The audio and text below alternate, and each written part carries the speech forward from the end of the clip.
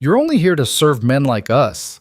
The words cut through the expensive air of Chicago's most exclusive restaurant, spoken in French by a billionaire who assumed the quiet waitress couldn't understand him. But Elena Brooks understood every syllable, and when she finally looked up from her serving tray and responded in flawless French, the arrogant tech mogul's world shattered in an instant. What happened next would change both their lives forever. Stay with me until the end of this story, hit that like button, and comment what city you're watching from, so I can see how far this journey travels. The crystal chandeliers of Lumiere cast fractured light across white marble floors, creating shadows that danced between tables where Chicago's elite conducted business over plates that cost more than most people's weekly paychecks. Elena Brooks moved through those shadows like she'd been born to them, which was ironic considering she'd grown up in a neighborhood where gunshots were more common than piano music. She'd been working at Lumiere for 8 months now, 8 months of carrying $100 steaks to men who didn't look at her face. 8 months of perfecting the art of invisible service, of anticipating needs before they were spoken, of existing as hands that delivered food and cleared plates and nothing more. Elena preferred it that way. At 30 years old, she'd learned that being noticed rarely ended well for women like her. Women who worked night shifts to pay for day classes. Women whose designer uniforms were provided by management, but whose winter coat had come from Goodwill 3 years ago. Women who split tips with their younger sister's insulin costs and still somehow made it to 8 a.m. lectures on international trade policy. Table 7 needs water, Marcus whispered as he passed her in the service corridor, his arms loaded with dirty dishes. He was one of the few staff members who actually spoke to her beyond work necessities. And they're already being assholes, so, brace yourself. Elena nodded, filling a crystal pitcher from the filtration system. Through the circular window in the swinging door, she could see table 7. 5 men in suits that probably cost more than her semester's tuition. The kind of men who laughed too loud and treated the world like it existed for their amusement. She recognized the type. Hell, she'd been serving them her entire adult life. What she didn't recognize was the man at the head of the table. Adrian Vaughn sat like someone who'd never questioned his right to exist in any space he occupied. Tall, maybe 6'2", with dark hair styled in that effortless way that definitely required effort, and probably a stylist who made more than Elena's professors. His suit was charcoal gray, perfectly tailored, and his watch caught the light every time he gestured, which he did often while talking. He was handsome in that sharp, calculated way that came from money and gym memberships and probably a skincare routine. But it was his eyes that caught Elena's attention as she approached the table. Dark, intelligent, and completely cold, like he was solving equations while pretending to listen to the joke one of his companions was telling. "Gentlemen," Elena said quietly, her voice barely carrying over their laughter, "would anyone care for—" Finally, one of them interrupted, a red-faced man who smelled like he'd already had too much wine. "We've been waiting forever. Don't they train you people about timing?" Elena's jaw tightened, but her expression remained neutral. "My apologies, sir. Would you like to hear tonight's specials?" "What we'd like," Adrian Vaughn said, his voice smooth and measured, "is service that doesn't require us to flag down staff like we're at a highway diner." His accent was interesting. American, definitely, but with the rounded edges of expensive education. Probably East Coast prep schools. Definitely Ivy League. "Of course, sir," Elena replied, keeping her eyes down. "I'll be more attentive." As she began describing the specials, Adrian leaned back in his chair and said something in rapid French to the man beside him. Elena's hand tightened imperceptibly on the water pitcher. "Tes cerveaux," Adrian continued in French, a small smirk playing at his lips. "They're all the same, aren't they? Pretty enough to look at, but that's where it ends. I suppose we should be grateful they can manage to write down orders without making too many mistakes." The other men laughed. Elena continued describing the Chilean sea bass like nothing had happened. "My wife used to say I should tip better," the red-faced man said in French, emboldened by Adrian's mockery. "I told her why. It's not exactly skilled labor. It's not even real work," another added. "My daughter is their age, finishing her doctorate. These women, they're just waiting for some man to rescue them from having to think for themselves." Elena finished the specials. "Would you like a few minutes to decide?" "Yes, yes." Adrian waved her away dismissively, already turning back to his companions. Then, just as she was about to leave, he added in French, Although I'm not sure timing matters when the help is only here to look pleasant and serve food. It's not as if we hired them for their intellect. Something crystallized in Elena's chest. Not anger, exactly. She'd felt anger before, hot and useless. This was colder, clearer. She set down the water pitcher with a soft click. "Gentlemen," she said in perfect Parisian French, her accent cleaner than Adrian's expensive American approximation.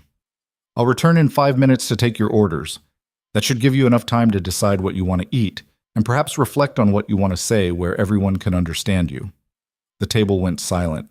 Adrian's head snapped up, his cold eyes meeting hers for the first time all evening. Really meeting them. Elena saw the exact moment he registered what had happened, watched his expression shift from shock to something she couldn't quite name. "I apologize if you found the wait time too long," Elena continued in English now, her voice still quiet but no longer deferential. "It was not my intention to delay your evening. However, I should mention that while I'm employed here to serve food, I'm not employed to accept disrespect in any language." She picked up the water pitcher again. "I'll return shortly." Elena walked away with the same measured grace she'd approached with, but her heart was hammering against her ribs. Behind her, she could feel 5 sets of eyes burning into her back. She didn't look back, didn't let her hand shake until she was safely in the kitchen, setting down the pitcher before her trembling fingers could drop it. "Holy shit," Marcus breathed, appearing at her elbow. "Did you just—" "I need a minute," Elena interrupted, heading for the staff bathroom. In the single stall, she locked the door and pressed her forehead against the cool metal. What had she done? She needed this job, needed it desperately. Her sister Kara's insulin pump needed replacing. Her tuition payment was due in 2 weeks, and their landlord had already warned them about late rent once this year. But the words had come out anyway. Some humiliations you could swallow, some you couldn't. Elena straightened, looking at herself in the scratched mirror above the sink. Her dark hair was pulled back in a neat bun, a few strands escaping around her face. Her brown eyes looked tired, but then they always did lately. The black uniform dress fit well enough, professional and forgettable, exactly as intended. Except tonight, she hadn't been forgettable. A knock on the bathroom door made her jump. "Elena?" It was Sarah, the floor manager. "I need you back out there. Table 7 is asking for you specifically." Of course they were. Elena washed her hands, straightened her uniform, and walked back into the dining room with her chin up. Whatever was about to happen, she'd face it standing tall. Adrian Vaughn was no longer sitting with his companions. He stood near the service station, hands in his pockets, looking distinctly uncomfortable in a way that probably wasn't familiar to him. When he saw her approaching, something flickered across his face. Not quite remorse, not quite respect. Something in between. "Miss Brooks," he said, and she was surprised he knew her name. Then she remembered the name tag pinned to her uniform. "I'd like to apologize." Elena stopped a careful 3 feet away. "That's not necessary, Mr. Vaughn. Adrian Vaughn." He extended his hand, then seemed to realize the power dynamic that created and lowered it awkwardly. "And it is necessary. What I said was inexcusable." Up close, she could see he was younger than she'd initially thought. Maybe 32, 33. The coldness in his eyes wasn't age then. It was something else. Something chosen. "You assumed I wouldn't understand," Elena said quietly. "People make assumptions all the time." "That doesn't excuse it." "No," she agreed. "It doesn't." They stood there for a moment, the noise of the restaurant swirling around them. Adrian Vaughn looked like he wanted to say something else but couldn't find the words, which Elena suspected was unusual for him. "Your table is waiting," she finally said. "I'll be over shortly to take your orders." "Actually," Adrian said, "I'd prefer if someone else served us tonight. I don't want to make you uncomfortable." Elena almost laughed. "Mr. Vaughn, if I stopped serving every table that made me uncomfortable, I'd be unemployed. It's fine, I'm a professional." Something in his expression shifted. "Clearly, that's evident." When Elena returned to table 7 with her notepad, the atmosphere had changed. The loud jokes had stopped. The red-faced man looked vaguely ashamed, though he couldn't quite meet her eyes. Adrian's companions suddenly found their menus fascinating. She took their orders efficiently, answered questions about preparations and ingredients, and refilled drinks without comment. They were painfully polite now, using please and thank you like children who'd been corrected. All except Adrian, who didn't order food at all. Just water for now, he said when she reached him. I seem to have lost my appetite. Their eyes met again. Elena saw something in his face that looked almost like curiosity. The ribeye here is excellent, she offered, surprising herself. If you change your mind, do you like working here? The question came out abruptly, like he hadn't meant to ask it. Elena paused, pen hovering over her notepad. It was a strange question, complicated. It pays my bills, she said finally, and the kitchen staff is kind. That's not what I asked. No, Elena agreed, but it's what I'm answering. She turned to leave, but his voice stopped her. What were you doing before you started working here? Elena looked back at him. Why does that matter? It doesn't, Adrian admitted. I'm just trying to understand. Understand what? How someone who speaks 4 languages, 5, Elena corrected automatically, then cursed herself for the correction. Adrian's eyebrows rose. 5 languages. How someone with that kind of education ends up serving food to people who don't have the basic decency to respect her. Elena could have told him the truth. Could have explained about her father's death when she was 22. The medical debt. Her mother's breakdown. Taking custody of 14-year-old Kara. Could have described working 3 jobs while finishing her undergraduate degree. The scholarship she'd lost when she had to take a semester off for Kara's diabetes diagnosis. The careful mathematics of survival that led her here. Instead, she said, Life is complicated, Mr. Vaughn. Not everything fits into neat narratives. I'm beginning to realize that. Back in the kitchen, Marcus grabbed her arm. Okay, you need to tell me what's happening because Adrian fucking Vaughn just asked Sarah who you were and she looked like she might have a heart attack. He asked who I was? Full name, how long you've worked here, everything. Do you know who he is? Elena shook her head. He's only worth like $3 billion. Tech investments, mostly. He's got a daughter, wife died a few years back. Total recluse except for business stuff. And he just spent 10 minutes asking about you. Elena's stomach twisted. That doesn't mean anything. Girl, men like that don't ask questions unless they want something. The rest of the evening passed in a blur. Elena served table 7 with mechanical efficiency, barely registering the food she placed in front of them or the subdued conversations happening around it. Adrian ate maybe 3 bites of the ribeye he eventually ordered, spent most of dinner checking his phone and occasionally glancing in her direction when he thought she wasn't looking. When they finally left, he placed a folded bill under his water glass. Elena didn't look at it until she was clearing the table, and then she nearly dropped the tray. $500. She found Sarah immediately. I can't accept this. Sarah looked at the bill, then at Elena. Why not? Because it's too much. It's guilt money. Honey, all tips are guilt money for men like that. Take it. You earned it by not throwing water in his face when he was being an ass. But Elena couldn't. The money sat in her pocket like a stone all through cleanup, through the walk to the Blue Line station, through the rattling train ride back to her neighborhood, where the streets were darker and the sirens were louder. It wasn't until she was home, standing in the cramped kitchen of the apartment she shared with Kara, that she finally pulled the bill out again. Attached to it was a business card. Adrian Vaughn, Capital Investments. On the back, written in neat handwriting, I'm sorry. Truly. If you're ever interested in discussing opportunities beyond restaurant work, please call. No obligations, no expectations. Just an apology and an offer. AV. Elena stared at it for a long moment, then tucked both the card and the money into her wallet. She'd return the money somehow. The card. She wasn't sure about the card. You're late, Kara said, shuffling into the kitchen in her pajamas.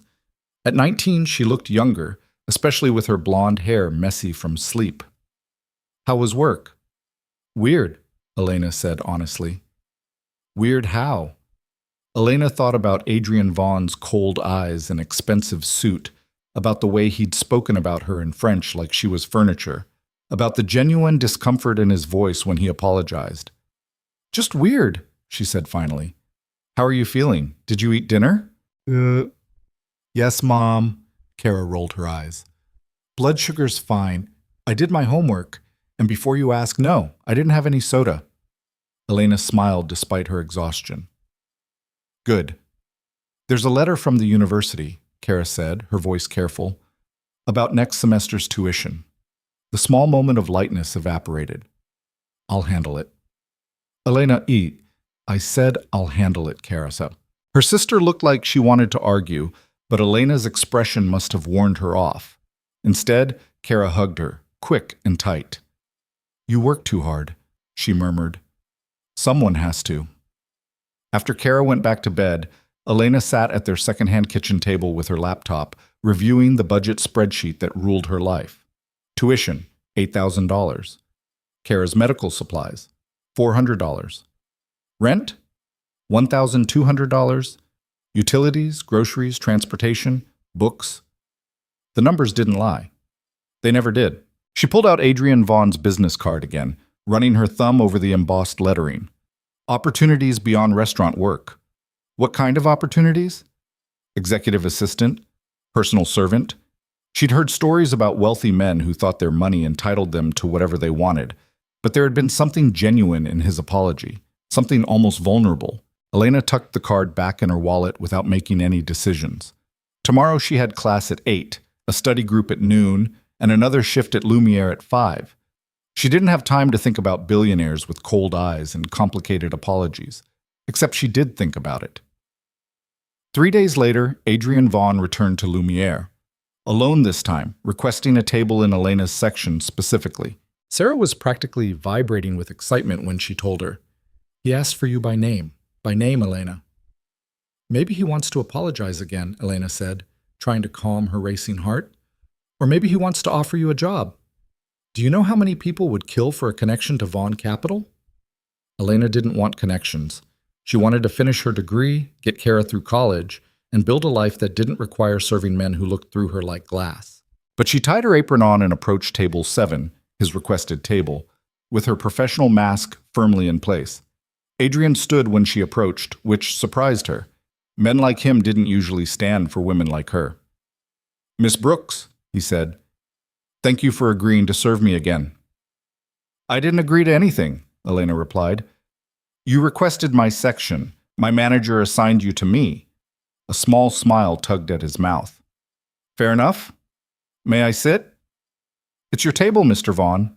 He sat, but the smile didn't quite fade. You returned the tip. Elena had indeed returned it, leaving it with the hostess the next day with instructions to give it back to Mr. Vaughn if he returned. It was excessive. It was appropriate for the circumstance. It was guilt money. I don't want guilt money. Then what do you want? The question was direct, his dark eyes meeting hers without wavering. Elena considered lying, considered saying something safe and meaningless. Instead, she heard herself say, I want people to respect me regardless of where I work or how much money I have. I want my sister to be healthy and my degree to actually lead somewhere. I want to stop being so tired all the time. Adrian's expression softened into something almost human. That's honest. You asked. I did. He leaned back, studying her with that same analytical look from before. The card I left you. Did you consider calling? No. Why not?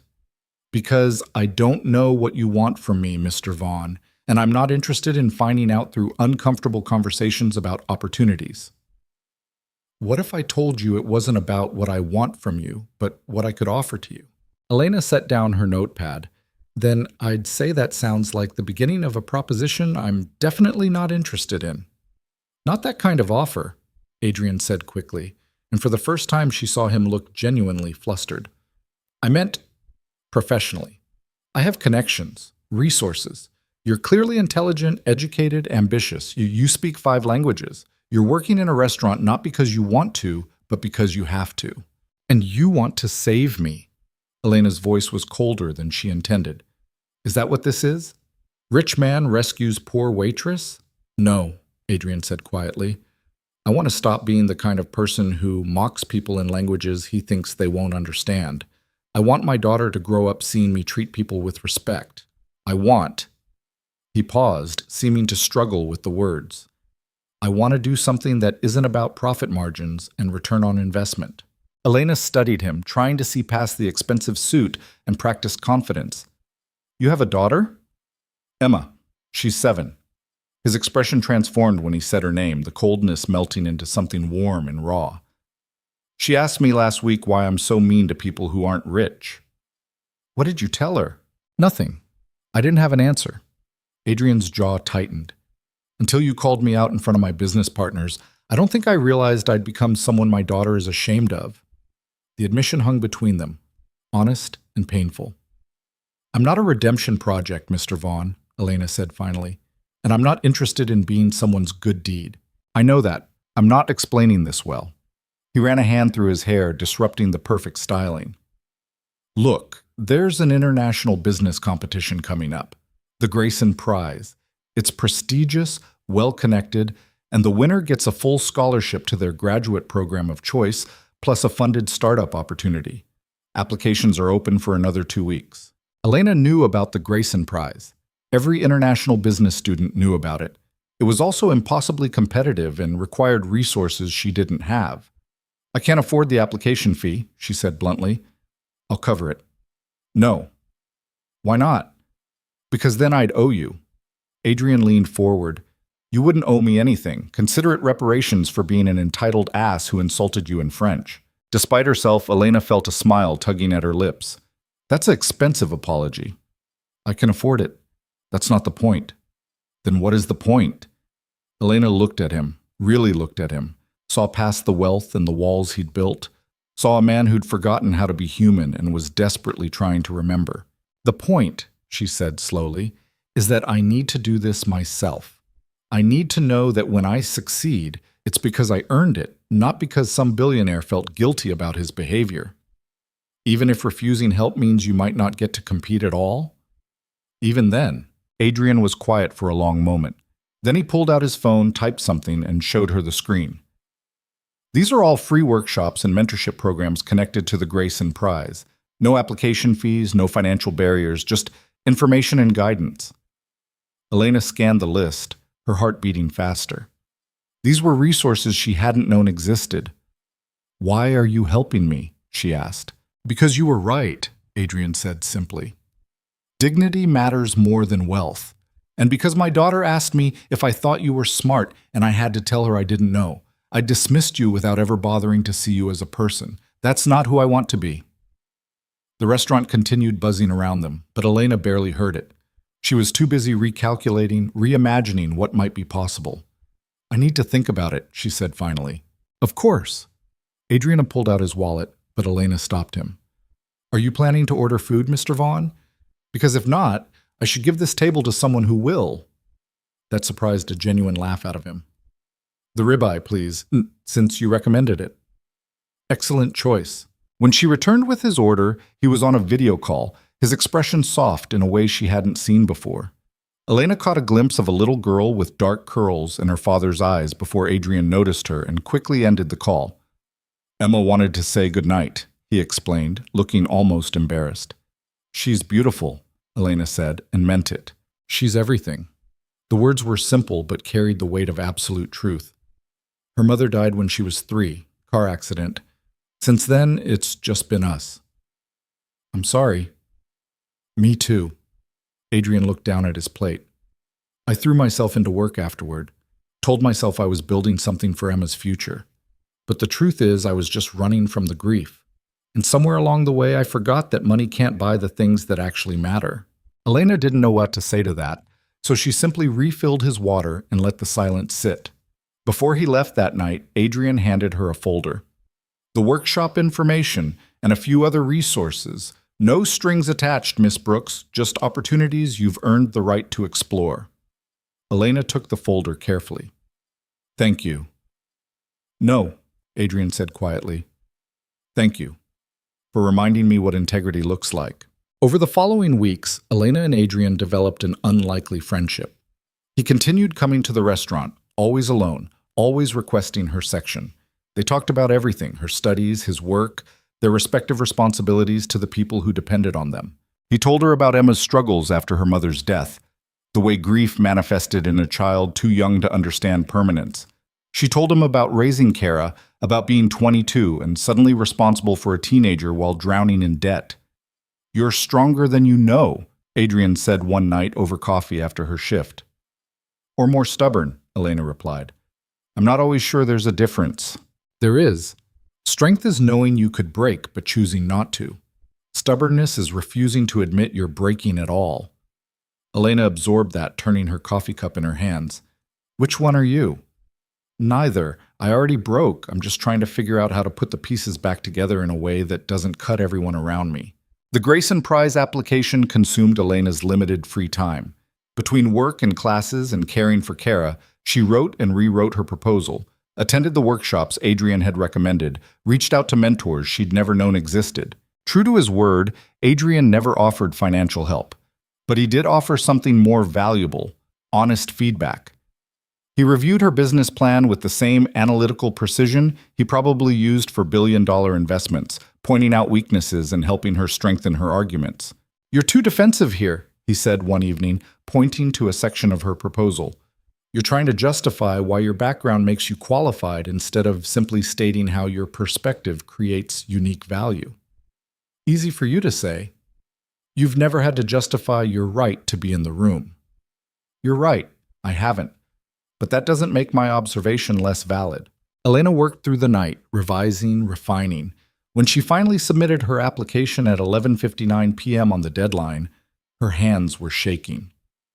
I'm proud of you, Kara said, reading over her shoulder. Whatever happens. It won't be enough, Elena said. There will be applicants with better credentials, better connections, better everything. But none of them will be you. The waiting was excruciating. 6 weeks before they announced the finalists. 6 weeks of continuing to serve entitled businessmen their overpriced steaks while wondering if she'd missed her shot at something more. Adrian noticed her stress. You need to stop catastrophizing. I'm being realistic. You're being afraid. There's a difference, says the man who's never been afraid of anything. Adrian set down his fork, his expression serious. I'm afraid all the time, Elena. I'm afraid Emma will grow up thinking money equals worth. I'm afraid I've damaged her by being emotionally absent while she needed me most. I'm afraid that no matter how successful I become, I'll always be the kind of person who mocks waitresses in French because it makes me feel superior. The honesty in his voice stopped her cold. You're not that person anymore, she said quietly. How do you know? Because that person wouldn't be here, eating dinner in a restaurant he clearly doesn't need to visit, talking to a waitress he has no reason to care about. I have every reason to care about you. The words came out raw, unguarded. You made me want to be better. The air between them shifted, charged with something Elena wasn't ready to name. Mr. Vaughn, Adrian, please. Adrian, she corrected, testing the name. I appreciate everything you've done, the mentorship, the resources, the friendship. But I need you to understand that I'm not looking for anything beyond that. I know. He looked down at his hands. I'm not either, or at least I'm trying not to be. My life is complicated. Emma has to come first, and you deserve someone whose life isn't held together with business meetings and nanny schedules. I'm not looking for anyone, Elena said firmly. I'm looking for a degree and a career and a life where my sister doesn't have to worry about affording her insulin. I understand. But something had shifted anyway, something neither of them had asked for or wanted, but existed nonetheless. When the Grayson Prize finalists were announced 2 weeks later, Elena's name was on the list. She found out during her shift, checking her email on a break. The noise of the restaurant faded as she read the notification once, twice, 3 times. She'd made it to the finals. Marcus found her crying in the walk-in freezer 20 minutes later. Hey, what happened? I got in, Elena managed through tears. I actually got in. Got in where's? She showed him the email. He whooped so loud the kitchen staff came running, and suddenly Elena was surrounded by people celebrating her success with the fierce joy of those who understood how rare it was. Adrian wasn't at the restaurant that night, but she texted him the news anyway. His response came immediately. I never doubted you. Congratulations, Elena. You earned this. The finals were in New York. 3 days of presentations, networking events, and interviews with judges who would determine the winner. Elena had never been to New York, had never stayed in a hotel, had never presented anything to anyone more important than her professors. The night before she left, Adrian showed up at the restaurant with a garment bag, What's this? Professional attire for the competition. Before you argue, I had my assistant order several options in what she estimated was your size. You're not accepting charity. You're accepting tools you need to compete on equal footing with people who have closets full of expensive clothes. Elena wanted to refuse, but she'd already seen the list of other finalists, seen their credentials and their university affiliations and their obvious privilege. Thank you, she said quietly. Elena? Adrian's voice stopped her as she was leaving. I know you need to do this yourself, but please know that I believe in you, completely. She nodded, not trusting her voice. New York was overwhelming. The hotel was nicer than anywhere she'd ever stayed. The other finalists were brilliant and connected and confident in ways that made Elena feel like an imposter. But then she remembered Adrian's words. Strength is knowing you could break, but choosing not to. She delivered her presentation with a steady voice, answered questions with the confidence of someone who'd lived the problem she was trying to solve. When the judges asked about her background, she didn't apologize for it. She owned it. My perspective comes from existing in spaces where I'm not supposed to exist, she told them. From understanding both sides of economic disparity because I've lived on the wrong side of it while serving people on the right side. That duality is my strength, not my weakness. She didn't win. A Stanford MBA with venture capital connections took first place. But Elena placed third, which came with a partial scholarship and mentorship opportunities and actual recognition from people who mattered in her field. She stood on that stage in a hotel ballroom in Manhattan, accepting an award in front of hundreds of people, and felt something shift inside her. Not victory, exactly, but validation. When the reporters asked about her journey, she thought carefully about her answer. Never judge someone by where they work or how quiet they are, she said.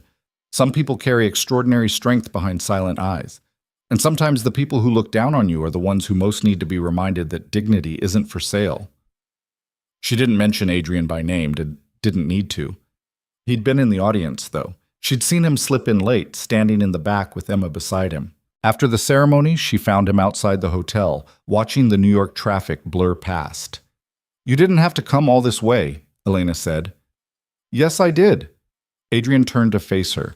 I needed to see you succeed. Needed Emma to see that the world rewards talent and hard work, not just inherited wealth. Where is she? Getting ice cream with my assistant. I wanted to talk to you alone. He paused, seeming to gather his thoughts. I'm not good at this. At feelings, at vulnerability. I've spent years building walls because being open meant being hurt. Adrian, please let me finish. He took a breath. You changed me, Elena. Not because you tried to, but because you refused to let me continue being someone I was ashamed of. You demanded respect when I'd forgotten that respect was something owed to everyone, not earned through tax brackets. Elena's throat tightened. You changed yourself. I just held up a mirror. Maybe. But you showed me what was possible. Showed me that my daughter deserved a father who valued kindness over capital. And somewhere in those late-night conversations at a restaurant neither of us needed to be in, you became someone He trailed off, struggling. Someone you... what? Someone I care about, deeply. In ways that terrify me because I'm not sure I know how to care about someone without trying to fix them or control them or reduce them to a problem I can solve with money. The admission hung in the air between them, honest and fragile. I don't need fixing, Elena said quietly, and I definitely don't need controlling. I know, that's what makes this so complicated. What are you asking me, Adrian? He looked at her with those dark eyes that weren't cold anymore, just uncertain. I don't know. I don't have a plan. I just know that when Emma asks me about you, which she does constantly, I want to have an answer that's more than she's someone who made me want to be better. Elena thought about Kara, about her degree, about the life she was trying to build from fragments of possibility. Thought about Adrian and his complicated grief and the little girl who needed to see her father be good. I'm still going to finish school, she said. Still going to work at Lumiere until I don't have to anymore. Still going to put Kara first. I wouldn't want you to change any of that. And I'm not looking for someone to save me or make my life easier. I'm looking for someone who understands that my struggles are mine to face. I understand that. Do you? Elena challenged, because every instinct you have is probably telling you to write a check or make a call or fix things. Adrian was quiet for a long moment. You're right. That is every instinct I have, but I'm learning that the best way to support someone isn't to remove their obstacles. It's to stand beside them while they overcome those obstacles themselves. Elena smiled despite the tears forming in her eyes. That's a very expensive lesson for a billionaire to learn. Worth every penny. They stood there on a New York sidewalk, two people from different worlds, who'd somehow ended up in the same moment. And Elena made a decision. Okay, she said. Okay, what? Okay, let's figure this out. Whatever this is. No promises, no expectations, just seeing where it goes. Adrian's smile was genuine and warm, and completely without the coldness she'd seen that first night. I'd like that. But, Elena added firmly, if you ever mock someone in a language you think they don't understand again, I'm walking away and never looking back. Deal. Emma bounded over then, chocolate ice cream smeared on her face, and grabbed her father's hand. Is this the waitress who made you nice again? Adrian laughed, embarrassed. Emma, yes, Elena said, crouching down to Emma's level. I'm the waitress. My name is Elena. Daddy says you're the smartest person he knows. Your daddy is biased. What's biased? It means he likes me too much to be objective about my intelligence. Emma considered this seriously. Do you like him too much too? Elena glanced up at Adrian, saw him watching her with barely concealed hope, and felt something warm settle in her chest. I'm working on it, she told Emma honestly. The little girl beamed. Good. He's been less mean since he met you. On the flight back to Chicago, Elena thought about everything that had changed in the past few months. She was still a waitress at Lumiere, still struggling with tuition and medical bills and the endless mathematics of survival. But she was also a Grayson Prize finalist, also someone with connections and opportunities she'd earned, also someone who'd made a billionaire remember how to be human. And maybe, possibly, if they could figure out how to navigate their very different lives, she was also someone who might let herself care about a man who'd learned that dignity mattered more than wealth. The story wasn't finished. There would be more struggles, more obstacles, more moments where she'd wonder if any of this was worth it. But standing on that stage in New York, looking out at a crowd that finally saw her as something more than silent hands serving food, Elena had felt something she hadn't felt in years. Hope. And that, she thought, was worth more than any amount of money Adrian Vaughn could ever offer. The mentorship meeting started 3 weeks after New York, awkward and formal in a way that made Elena want to laugh. They met at coffee shops near campus, Adrian arriving in his town car while Elena showed up on the Blue Line smelling faintly of the restaurant's kitchen grease no matter how many times she washed her uniform. The first meeting, Adrian brought a leather portfolio and an agenda printed on heavy cardstock. Really? Elena said, sliding into the booth across from him. An agenda? I thought structure would be helpful. You thought wrong. She ordered black coffee from the waitress, ignoring Adrian's suggestion that she try the specialty drinks. I don't need structure. I need to figure out how to leverage third place into actual opportunities. Adrian set aside his agenda. Fair enough. What's the biggest obstacle you're facing right now? Besides the fact that every internship posting requires experience I don't have and connections I'll never get? Yes. Besides that. Elena pulled out her laptop, the screen held together with electrical tape after Kara had accidentally dropped it last month. Networking. Everyone keeps telling me to network, but I don't know how to walk up to strangers at professional events and pretend we have something in common. You're doing it right now. You're not a stranger, you're... Elena trailed off, unsure how to finish that sentence. I'm what? Complicated, she settled on. You're complicated. Adrian's mouth quirked into something almost like a smile. That's diplomatic. Over the next hour, they mapped out a strategy that felt less like charity and more like collaboration. Adrian would introduce her to people in his network, but Elena would do the actual work of building those relationships. He'd recommend her for opportunities, but she'd have to earn them once the door opened. I can't promise you'll like everyone I introduce you to, Adrian warned. Some of them are worse than I was when we met. Were? Am. Some of them are worse than I am. Present tense noted. Elena closed her laptop. Why are you doing this? And don't say it's because I made you want to be better. I need the real reason. Adrian was quiet for a long moment, stirring his untouched coffee. Emma asked me last week what success means. I told her it meant building something valuable. She asked if her mom was successful, and I didn't know what to say. Catherine was a social worker. She made $38,000 a year and loved every minute of it. By my definition of success, she was a failure. But she was the best person I've ever known. The grief in his voice was old but not healed. Elena recognized it. She carried the same kind for her father. So you're doing this to honor her memory? I'm doing this because Emma deserves to see that success can mean different things. That helping someone doesn't always require a transaction. That maybe the best way to honor Catherine is to become someone she wouldn't have been ashamed to know. Elena reached across the table and squeezed his hand briefly. She'd be proud of you. You didn't know her. I know you're trying. That counts for something. The first networking event Adrian dragged her to was exactly as awful as Elena had feared. Held in a downtown hotel ballroom, packed with people in expensive suits discussing quarterly earnings and market disruptions, it felt like being back at Lumiere, except everyone was standing and she couldn't hide behind her server persona. I can't do this, Elena whispered to Adrian as they approached the entrance. Yes, you can. Everyone here went to schools that cost more than my parents made in their entire lives. They're going to know I don't belong.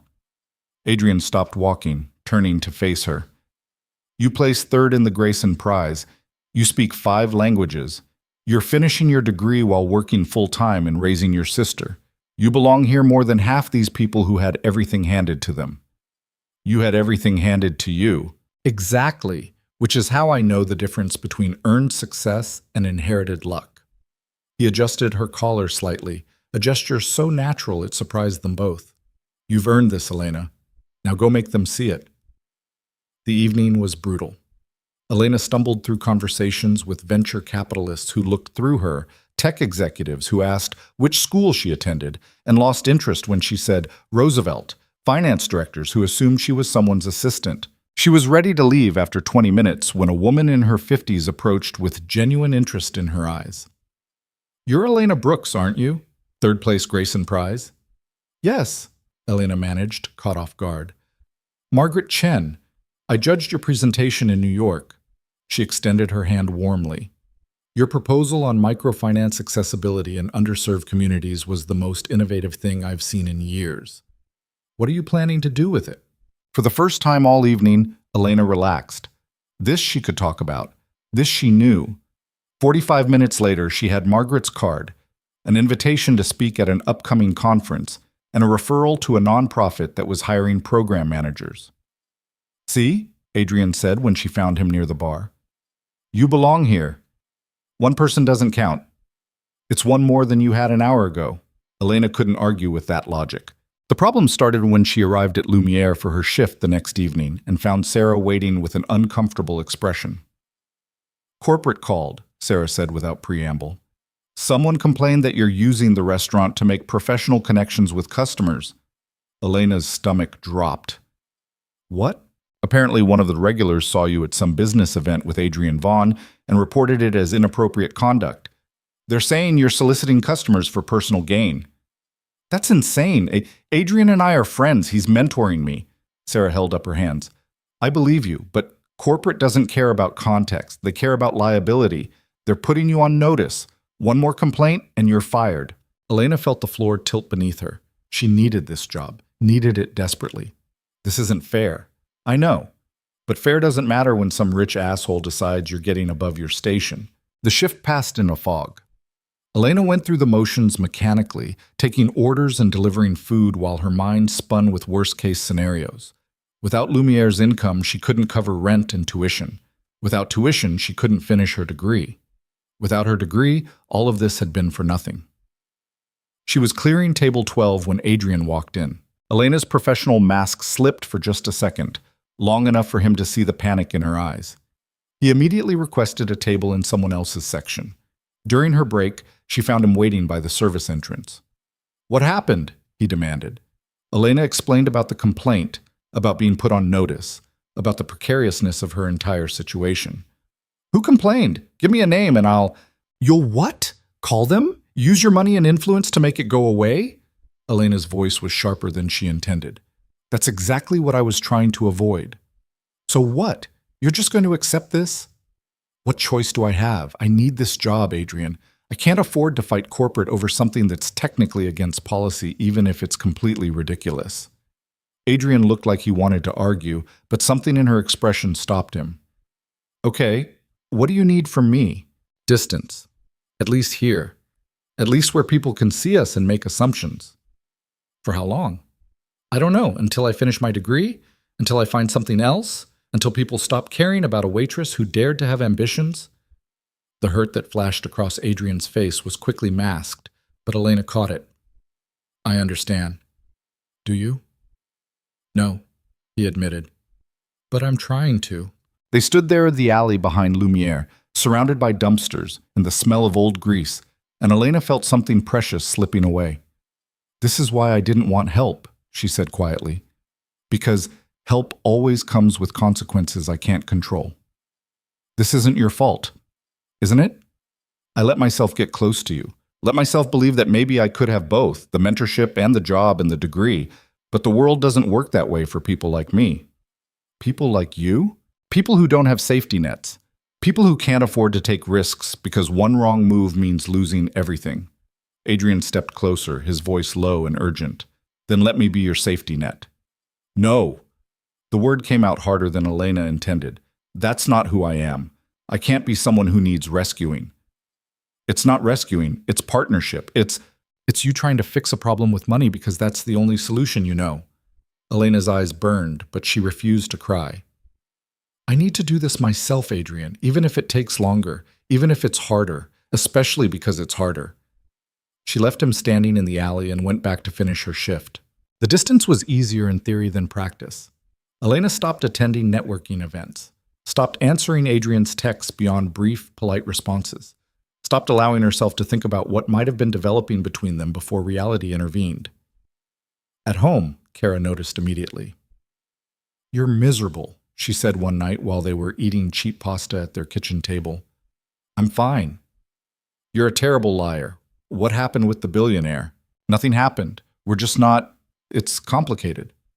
Everything about your life is complicated. Kara pushed food around her plate. But you were happy for a minute there. I heard you laughing on the phone with him. I saw you actually excited about something besides getting me to my doctor appointments on time. The observation stung because it was true. Sometimes happy doesn't matter. Sometimes you have to choose practical. That's the saddest thing you've ever said. Elena didn't have an answer for that. 2 weeks later, the nonprofit Margaret Chen had recommended called with an interview. The position was perfect, program manager for a microfinance initiative, working with exactly the communities Elena had focused on in her Grayson proposal. The salary was modest but livable. The mission aligned with everything she cared about. She wanted it so badly she could taste it. The interview went well until the final question. We see you're currently working in food service. Can you explain the gap between your educational background and your current employment?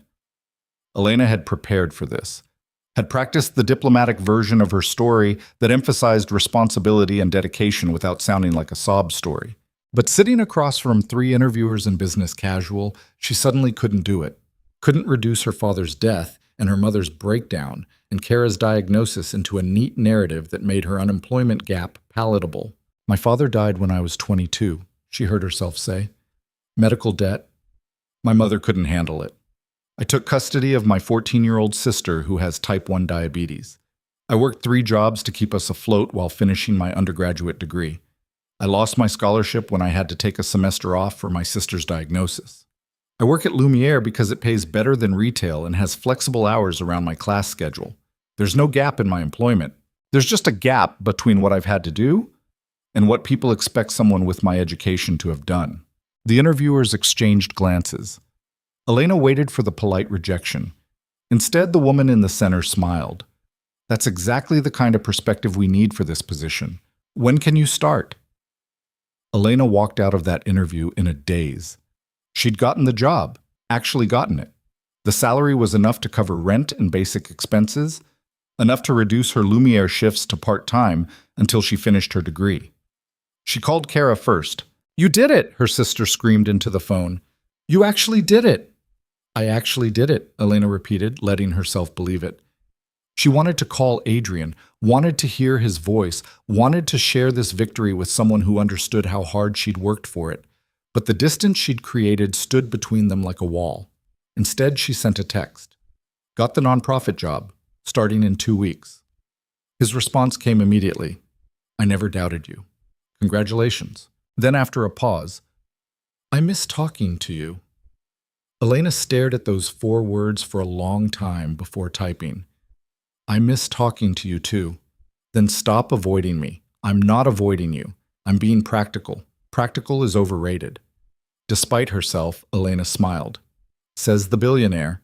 Says the man who hasn't had a decent conversation in 3 weeks because the only person who calls him on his bullshit decided she needs to do everything alone. I don't need to do everything alone. I need to do this particular thing alone. Why? Elena thought about how to explain it, how to make him understand. Because if I don't, I'll never know if I succeeded because I was good enough or because you smoothed the path. And I need to know I'm good enough. Need it more than I need help. The typing indicator appeared and disappeared several times before his response came through. You're more than good enough. But I understand. I don't like it, but I understand. Thank you. Can I at least take you to dinner to celebrate? Somewhere that's not Lumiere? Elena hesitated. Maintaining distance was smart, safe, practical. But she was tired of being practical. Okay. Really? Really? But nowhere expensive. And you're not allowed to talk about networking or opportunities or anything work-related. Deal. What are we allowed to talk about? I'll let you know when I figure it out. They met at a Thai restaurant in Elena's neighborhood, the kind of place with plastic chairs and amazing food and prices that didn't require a second mortgage. Adrian looked completely out of place in his tailored suit, but he didn't seem to care. Emma's been asking about you, he said after they ordered. How is she? Convinced that you're a princess in disguise. I blame too many Disney movies. Elena laughed. I'm definitely not a princess. I don't know. You did humble a billionaire with a single sentence. That seems pretty royal. That was less princess and more fed-up waitress who'd reached her limit. Still counts. Adrian's expression softened. She misses you, keeps asking when you're coming over again. I've never been over. I know. But she's decided you should be. 7-year-olds are very certain about these things. The food arrived, giving Elena time to process that. The idea of meeting Emma properly, of stepping into Adrian's actual life instead of existing in these neutral spaces, felt significant. Weighted. I don't want to confuse her, Elena said carefully. She's already lost her mother. She doesn't need unstable adults drifting in and out of her life. Is that what you think you are? Unstable and drifting? I think I'm figuring things out. And I think a 7-year-old doesn't need to be part of that process. Adrian set down his fork. What are we doing, Elena? Eating pad thai. You know what I mean. She did. And she'd been avoiding thinking about it because thinking about it required acknowledging feelings she wasn't ready to acknowledge. I don't know, she admitted. I know I like talking to you. I know you make me laugh when everything feels impossible. I know that when something good happens, you're the person I want to tell. But I'm still figuring out who I am beyond survival mode, beyond being the person who takes care of everyone else. And I'm not sure I have room in my life for something complicated. What if I'm willing to wait while you figure it out? That's not fair to you. Shouldn't I get to decide what's fair to me? Elena met his eyes across the cheap plastic table. What do you want from this? From me? Adrian was quiet for a long moment. Honestly, I don't know. I haven't thought about wanting anything beyond financial security and Emma's happiness in years. But then you appeared, and suddenly I'm thinking about things I'd written off as impossible. Companionship, partnership. Someone who sees me as more than a bank account or a business opportunity. I do see you as more than that. I know. That's why this terrifies me. He reached across the table, palm up, an invitation rather than a demand. I'm not good at this. At being open. At admitting I need someone. Catherine was the last person I let myself need, and when I lost her, I swore I'd never put myself in that position again. Elena looked at his hand, at the vulnerability in the gesture. Slowly, she placed her hand in his. I'm not good at this either, she said. At letting people help. At trusting that accepting support doesn't make me weak. At believing I deserve good things. We're quite a pair. We really are. They sat like that for a while, hands linked across the table. 2 damaged people trying to figure out if healing looked like being together or being apart. I start the new job in 2 weeks, Elena said eventually. After that, my life is going to change. Different schedule, different priorities. I don't know what I'll have left over for anything else. Okay. Okay? I'm not going anywhere, Elena. Whether you have time for me or not, whether this becomes something or stays undefined, I'm not disappearing. You're stuck with me as a friend minimum. That's very persistent of you. I'm a billionaire. Persistence is kind of our thing. Elena laughed despite herself. I really hate that you're funny. Why? Because it makes it harder to keep you at a safe distance. Good. The night Emma got sick, Elena was halfway through a closing shift at Lumiere when Adrian's call came through. I need help. His voice was strained, panicked, in a way she'd never heard. Emma's fever is 104 and won't come down. The nanny is off tonight and I don't know what to do. Elena didn't hesitate. I'm coming. What's your address? She told Sarah it was an emergency, grabbed her coat, and was in an Uber before Adrian finished giving directions. His home was exactly what she'd expected, a Lincoln Park mansion with more square footage than her entire apartment building. But she barely noticed the architecture as Adrian opened the door, looking more disheveled than she'd ever seen him. She's upstairs. I gave her fever reducer, but it's not working, and she's saying her head hurts, and breathe, Elena commanded, already heading for the stairs. Where's her room? Emma's bedroom was painted soft lavender with white furniture and more stuffed animals than any child could reasonably need. The little girl was curled in bed, face flushed, breathing shallow. Elena sat on the edge of the bed, pressing her hand to Emma's forehead. Definitely hot, but not dangerously so. Hi, Emma. Remember me? From New York? The girl's eyes fluttered open. The Princess Waitress. That's right. Your dad called because you're not feeling well. Can you tell me what hurts? My head and my tummy and everything. Elena checked her watch. When did your dad give you medicine? I don't know. A long time ago. Adrian appeared in the doorway. An hour and 15 minutes. Okay, she needs fluids and a cool compress. Do you have a washcloth? Over the next 2 hours, Elena sat with Emma, telling stories and monitoring her temperature while Adrian hovered anxiously. The fever broke around midnight, Emma finally falling into peaceful sleep. You can stop pacing now, Elena said quietly, joining Adrian in the hallway. She's going to be fine. Probably just a virus. I panicked. He ran a hand through his hair. Catherine would have known exactly what to do. She was so calm in situations like this. I fall apart. You didn't fall apart. You called for help. That's different. I called you. Yes. Why did I call you? The question wasn't rhetorical.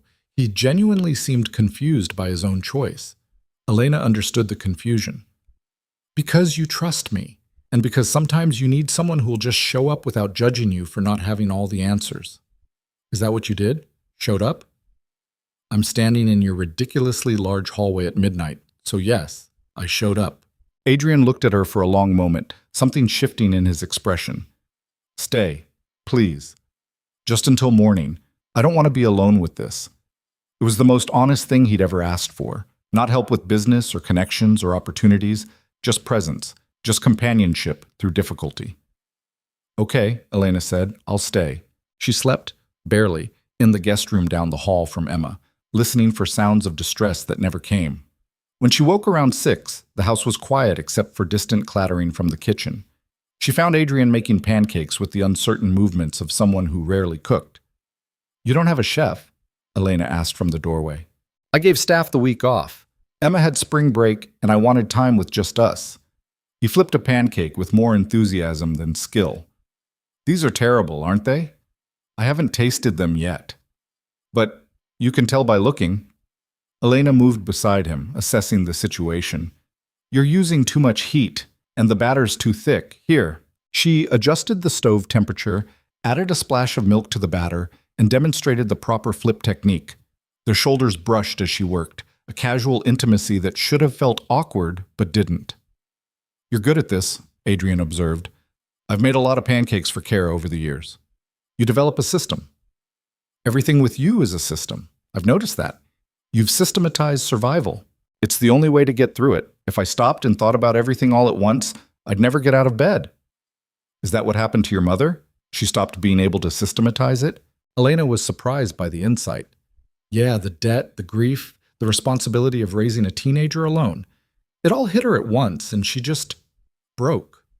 I found her in the bathroom with a bottle of pills. Got her to the hospital in time, but after that, she couldn't handle being a parent anymore. Said she loved us, but couldn't be what we needed. I'm sorry. Oh, me too. Elena plated the improved pancakes. But it taught me that you can't rely on other people to hold themselves together. You have to be your own stability. Is that why you push help away? Because you learned you can't depend on anyone? Probably. That and the fact that accepting help means admitting I can't do everything alone, which feels like failure. It's not failure. It's being human. Before Elena could respond, small footsteps sounded on the stairs. Emma appeared, looking significantly better than she had the night before. You stayed, she exclaimed, running to hug Elena with unselfconscious enthusiasm. I did. How are you feeling, princess? Better. Is that pancakes? Daddy never makes pancakes. I made them, Adrian protested. Elena made them, Emma corrected, already climbing into a chair at the kitchen island. Daddy doesn't know how to make anything except sad sandwiches. Elena bit back a laugh. Sad sandwiches? They're just bread and cheese. No love. Sandwiches don't require love, Adrian argued, but he was smiling. Everything requires love, Emma said, with the certainty of someone who'd clearly heard that from her mother and held it as gospel. They ate breakfast together, the morning sunlight streaming through windows that probably cost more than Elena's car. Emma chattered about school and her friends and a book she was reading, occasionally interrupting herself to ask Elena questions about everything from her favorite color to whether she liked dinosaurs. She's interrogating you, Adrian said apologetically. I can tell. Elena answered another question about her favorite food. It's fine. I remember being 7 and thinking adults were mysterious creatures who needed investigating. Were we mysterious? Terrifying, mostly. I thought all adults had everything figured out. Took me years to realize nobody knows what they're doing. Some of us really don't know what we're doing, Adrian said, looking at his daughter with obvious affection and equally obvious uncertainty. After breakfast, Elena insisted on cleaning up despite Adrian's protests. Emma helped by telling them both where everything went and providing running commentary on her father's organizational failures. He puts the plates in the wrong cabinet, she confided to Elena in a stage whisper. Mom always said he was organizationally challenged. I can hear you, Adrian called from across the kitchen. I know. That's why it's called constructive criticism.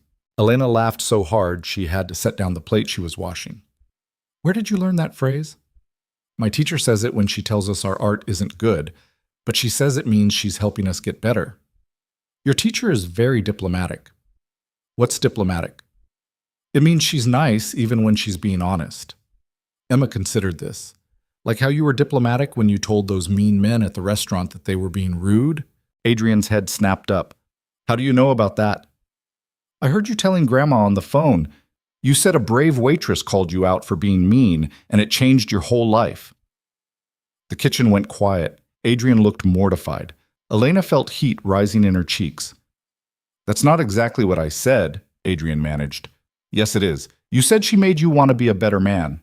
Emma, are you dating her? Is that why she's here? We're not, Adrian started. We're friends, Elena said firmly. Your dad helped me with some work stuff, and I helped him last night when you were sick.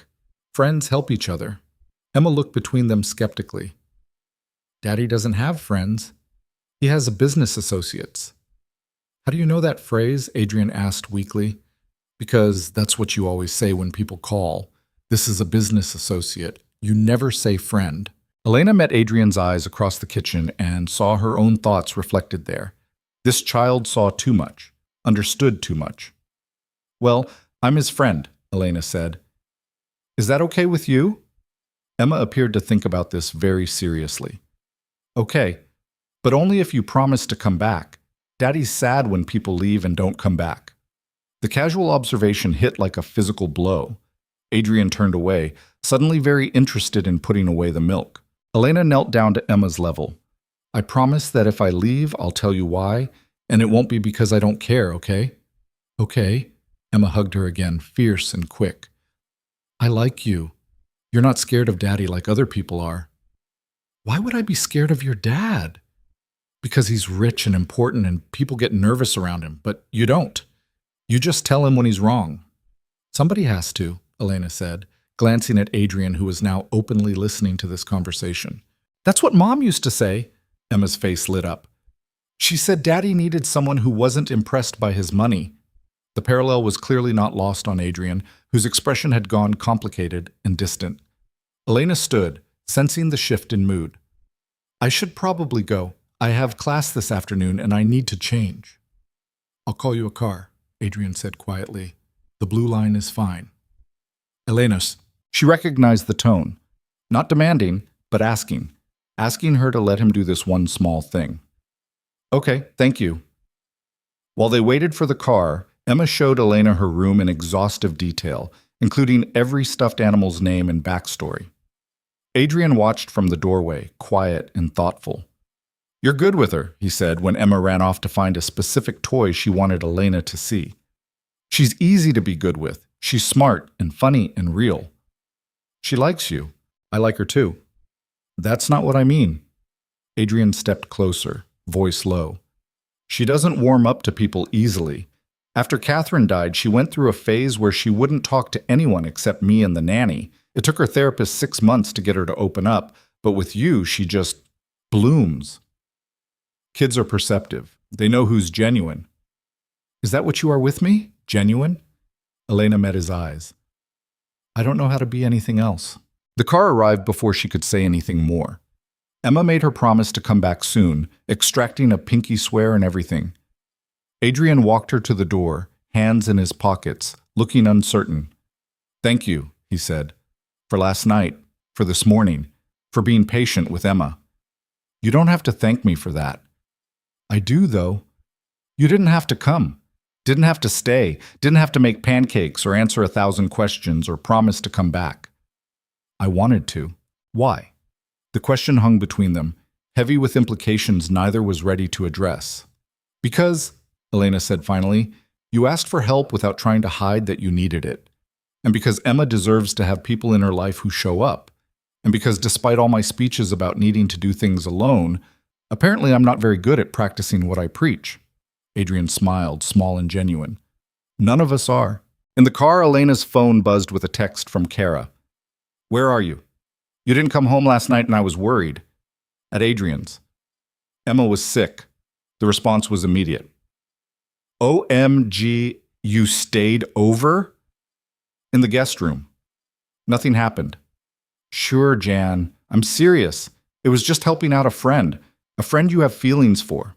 Elena stared at those words, at the truth she'd been avoiding. She did have feelings for Adrian, despite the complications, despite the differences in their lives, despite every practical reason not to. Maybe, she typed back. But it doesn't matter. Why not? Because some things are too complicated to work. Or maybe, Kara replied, you're too scared to try. Elena didn't answer that. Couldn't answer it honestly without admitting that her little sister might be right. The nonprofit job started on a Tuesday morning in late April, and Elena arrived 30 minutes early because being late to your first day felt like tempting fate. The office was in a converted warehouse in Pilsen, all exposed brick and secondhand furniture that had clearly been donated by organizations with bigger budgets. Her desk was smaller than the prep station at Lumiere, but it was hers. You must be Elena, a woman about her age said, appearing with 2 cups of coffee.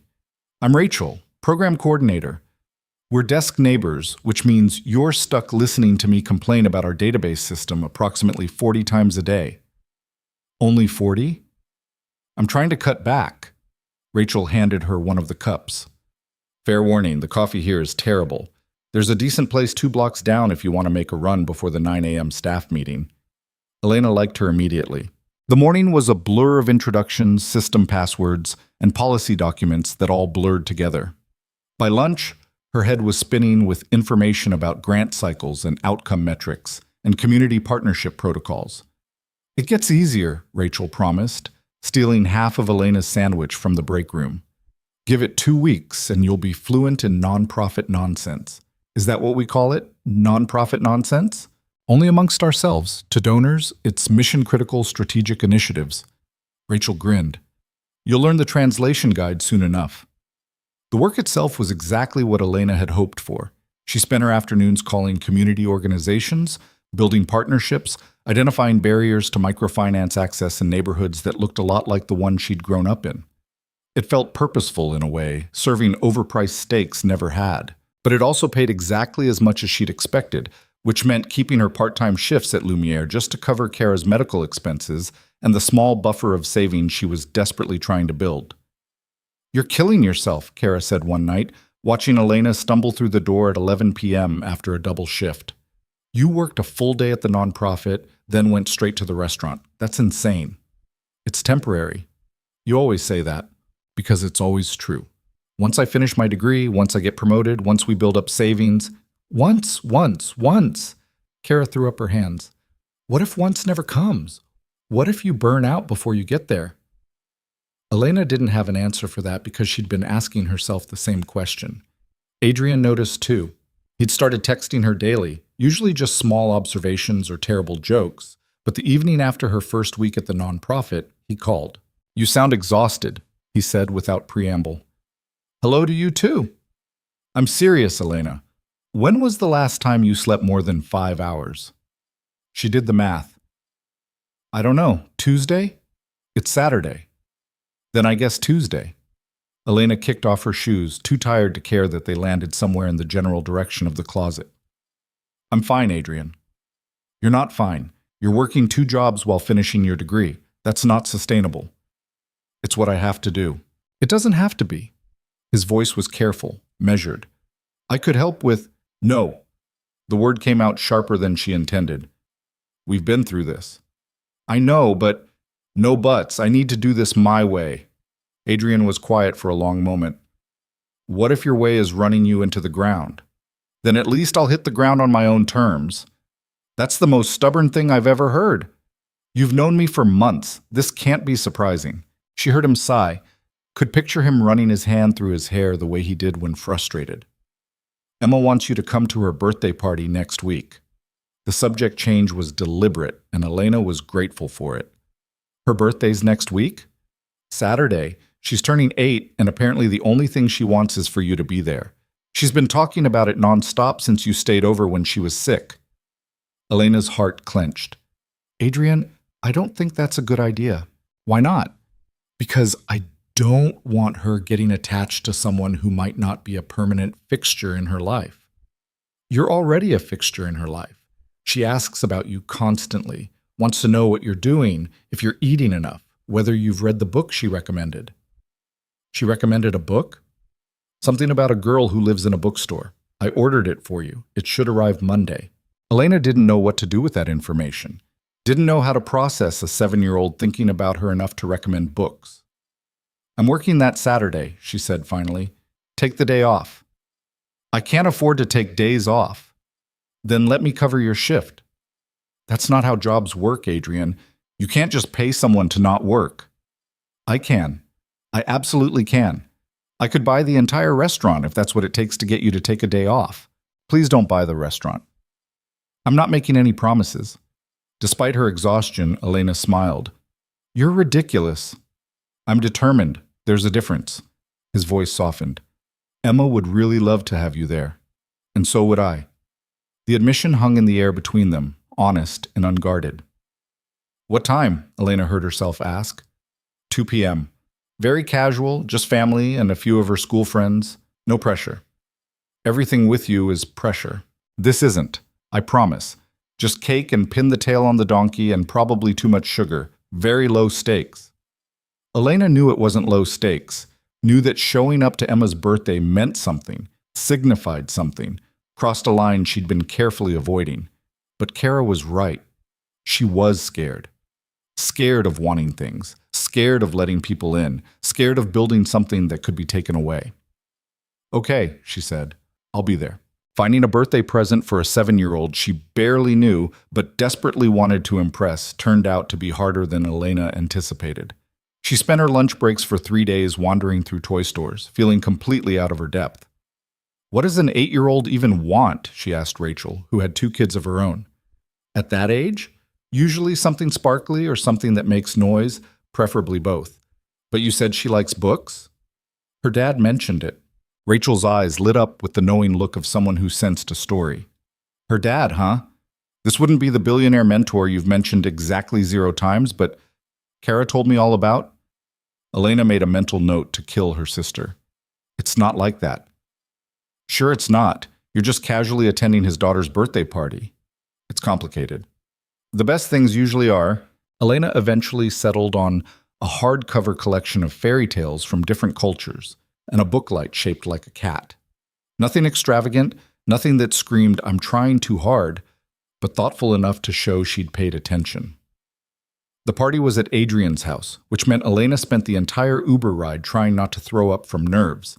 She'd changed outfits 4 times before settling on jeans and a nice blouse, something that looked put together without being formal. Emma answered the door herself, wearing a princess dress and a paper crown that was slightly crooked. You came! She launched herself at Elena with the full-body enthusiasm only children possessed. I told Daddy you'd come, but he said maybe you'd be too busy, but I knew you wouldn't miss it. I wouldn't miss it for anything, Elena said, meaning it. The house was full of children running in circles, parents clustered in small groups making polite conversation, and decorations that definitely hadn't come from a party store. Adrian had clearly hired someone, probably multiple someones, to make this perfect. He found her in the chaos within minutes, looking relieved and nervous in equal measure. You made it. I said I would. I know, but I wasn't sure. He trailed off, seeming uncertain how to finish that sentence. You weren't sure I'd actually show up? Something like that. Emma tugged on Elena's hand. Come meet my friends, and then you have to see my cake. It has a castle on it. The afternoon passed in a blur of sugar-fueled games and children's laughter. Elena found herself genuinely enjoying it, caught up in Emma's joy and the simple pleasure of celebration.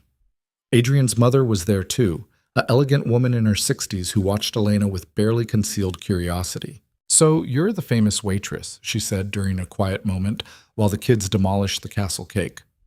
I prefer Elena, but yes. Adrian's mother smiled, and it reminded Elena of her son's rare, genuine smiles. He talks about you constantly. I was beginning to think you were fictional. Sorry to disappoint. On the contrary, I'm relieved to find you're real and apparently capable of managing my son's stubbornness, which is no small feat. I don't manage him. I just call him out when he's being impossible. Exactly. That's what I said. She patted Elena's hand. Catherine used to do the same thing. Adrian needs someone who doesn't let him get away with hiding behind his money and his walls. The comparison to Catherine should have felt uncomfortable, but instead it felt like an unexpected blessing. When it was time for presents, Emma opened each one with exaggerated excitement, thanking every guest with practiced politeness. But when she got to Elena's gift, something shifted in her expression. Fairy tales from around the world, she read aloud, then looked up with genuine wonder. How did you know these were the exact ones I wanted? I didn't. I just thought you might like them. Emma hugged the books to her chest. They're perfect. Thank you. It was such a small thing, a $20 book and a cat-shaped reading light, but Emma's reaction made it feel monumental. After the party wound down and the other guests left, Adrian convinced Elena to stay for dinner. His mother joined them, along with Emma, who was still wearing her crown and clutching her new books. Tell me about your new job, Adrian's mother said over pasta that was definitely prepared by a professional chef. Adrian mentioned you're working in microfinance? Elena explained the work, the communities they served, the barriers they were trying to break down. She found herself talking more openly than usual, caught up in the genuine interest from both Adrian and his mother. That's important work, his mother said. More important than most of what happens in my son's world, if I'm being honest. Mother, Adrian protested. It's true. You shuffle money around and make more money. Elena actually helps people. I help people too. You help rich people get richer. It's not quite the same thing. Elena hid her smile behind her water glass as Adrian looked appropriately chastised.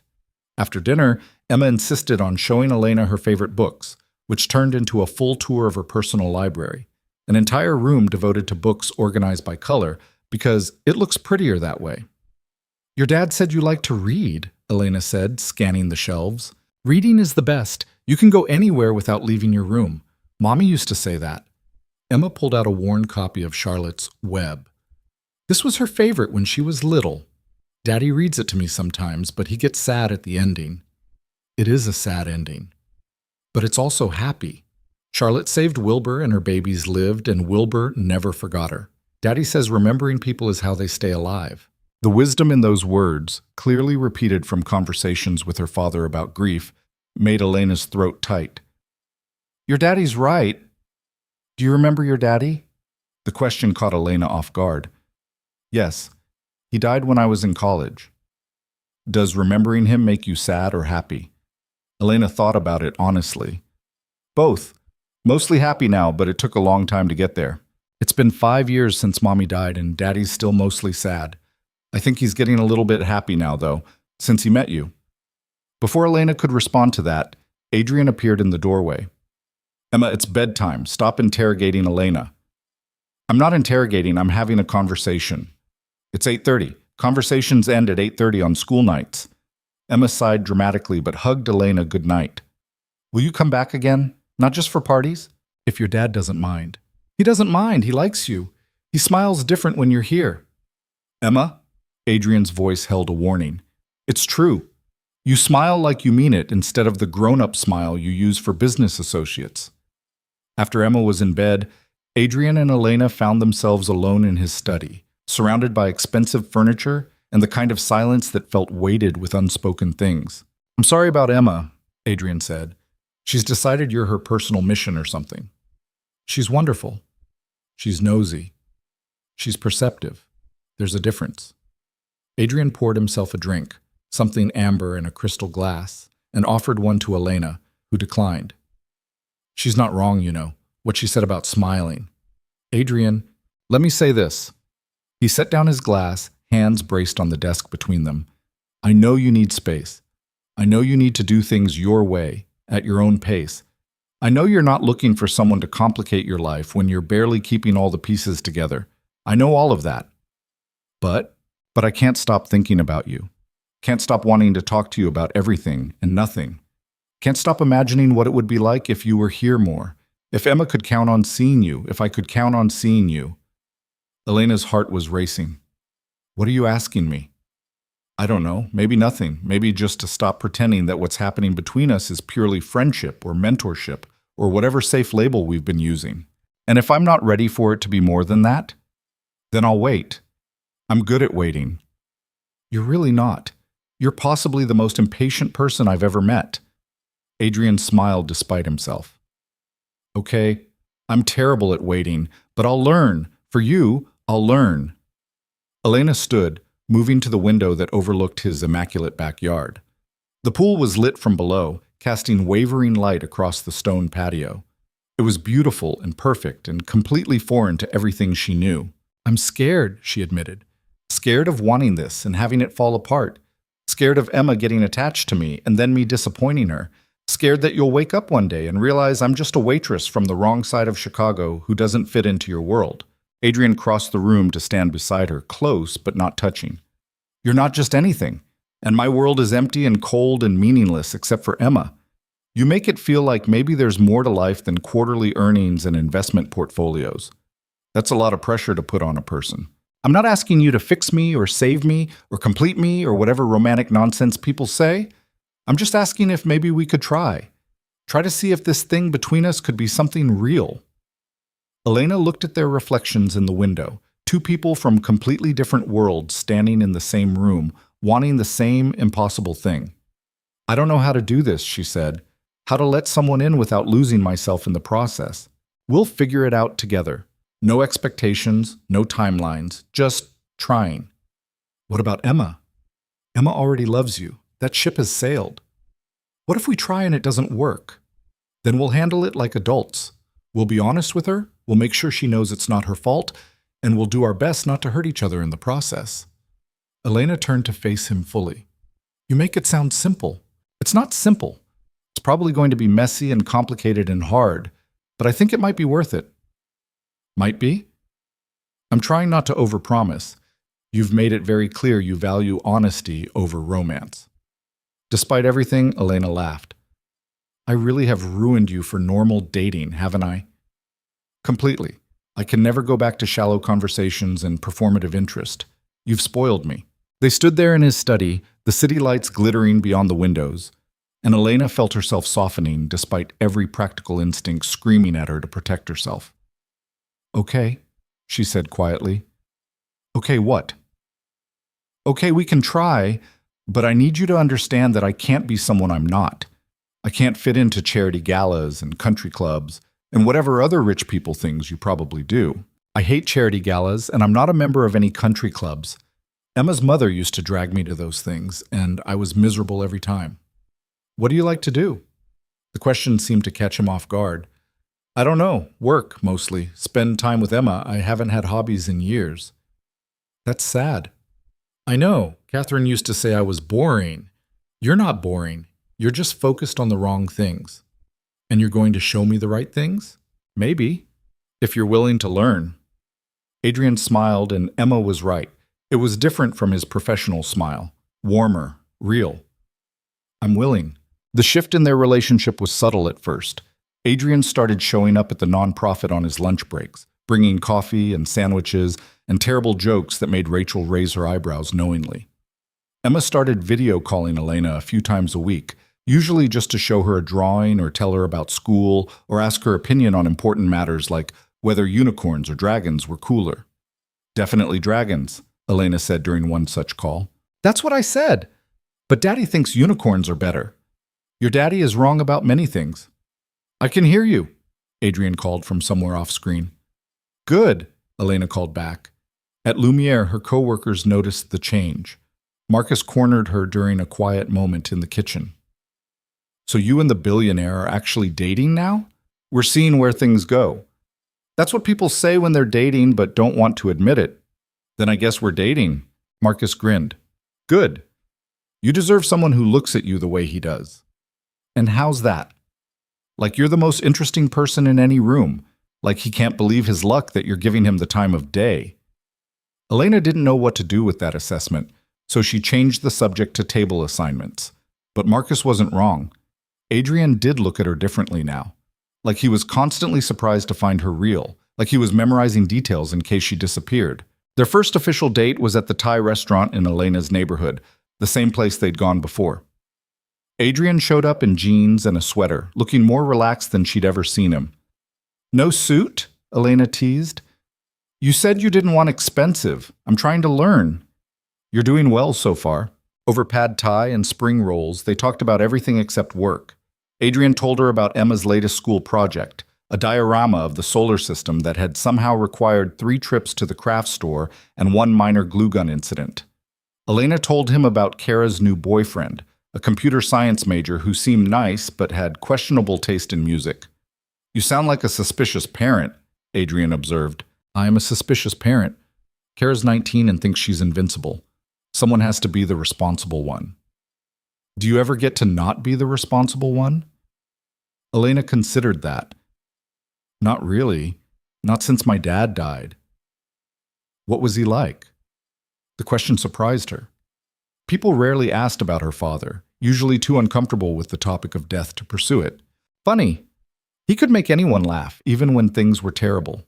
We lost our house when I was 16, ended up in a 2-bedroom apartment in a rough neighborhood, and he turned it into an adventure, made up stories about the characters in our building, taught us to find beauty in small things." "You're like him." "How would you know? You never met him."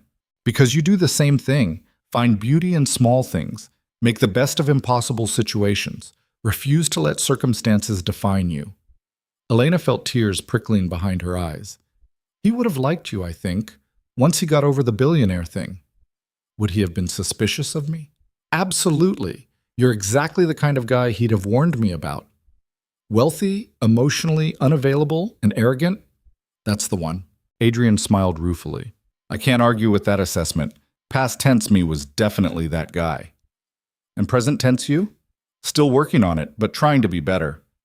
After dinner, they walked through Elena's neighborhood, past bodegas and check cashing places and apartment buildings with laundry hanging from fire escapes.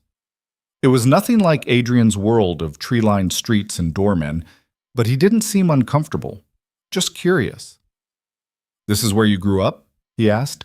2 blocks that way. Our building got torn down last year for luxury condos, which is ironic since there's nothing luxurious about this neighborhood except the asking prices for the new developments. Do you miss it? The building? Sometimes. It was small and the heat barely worked in winter and you could hear everything through the walls. But it was ours.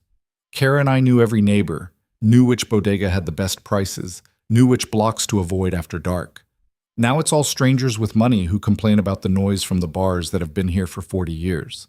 They stopped in front of a community garden squeezed between two buildings, flowers blooming in donated containers and painted tires. My dad started this, Elena said. He convinced the landlord to let the neighborhood use the vacant lot. We spent a summer planting flowers and vegetables. He said everyone deserved to see things grow, even in concrete. Adrian looked at the garden with new appreciation. He sounds like he was a good man. He was the best. He worked 3 jobs and still found time to help neighbors fix their cars, or babysit their kids, or translate documents for people who didn't speak English. He never had money, but he was rich in ways that matter more. Is that why you're so determined to do everything yourself? Because he taught you that asking for help was weakness? No. He taught me that helping was strength, but he also taught me that accepting help when you can't pay it back makes you beholden to people. And being beholden is its own kind of prison. What if someone doesn't want to be paid back? What if they just want to help because they care about you? Elena met his eyes. Then I'm learning to accept that, slowly, with great difficulty. I've noticed? They stood there in the gathering dusk, surrounded by flowers grown in repurposed containers, and Adrian took her hand. It was such a simple gesture, but it felt monumental, like crossing a threshold she couldn't uncross. Is this okay? He asked. Yeah, Elena said, this is okay. The following weeks fell into a pattern that felt almost normal. Adrian would pick up Emma from school twice a week and stop by the nonprofit so Emma could say hi to Elena. They'd grab dinner together, usually somewhere casual, and talk about their days. On weekends, if Elena wasn't working, they'd do something with Emma, the zoo, the museum. Once a movie that Emma picked and made both adults sit through even though it was clearly intended for much younger children. It was domestic and comfortable and exactly the kind of thing Elena had never let herself imagine. But reality had a way of intruding. The first intrusion came in the form of a phone call from her landlord. The building was being sold, and the new owners were raising rent by 30%. Elena had 30 days to either pay the increase or find a new place. She ran the numbers 17 different ways, but they never added up. Even with both jobs, even with her new nonprofit salary, she couldn't afford the increase and still cover Kara's medical expenses and her tuition. We'll find something else, Kara said when Elena told her, but they both knew the truth. Affordable apartments in safe neighborhoods didn't exist anymore.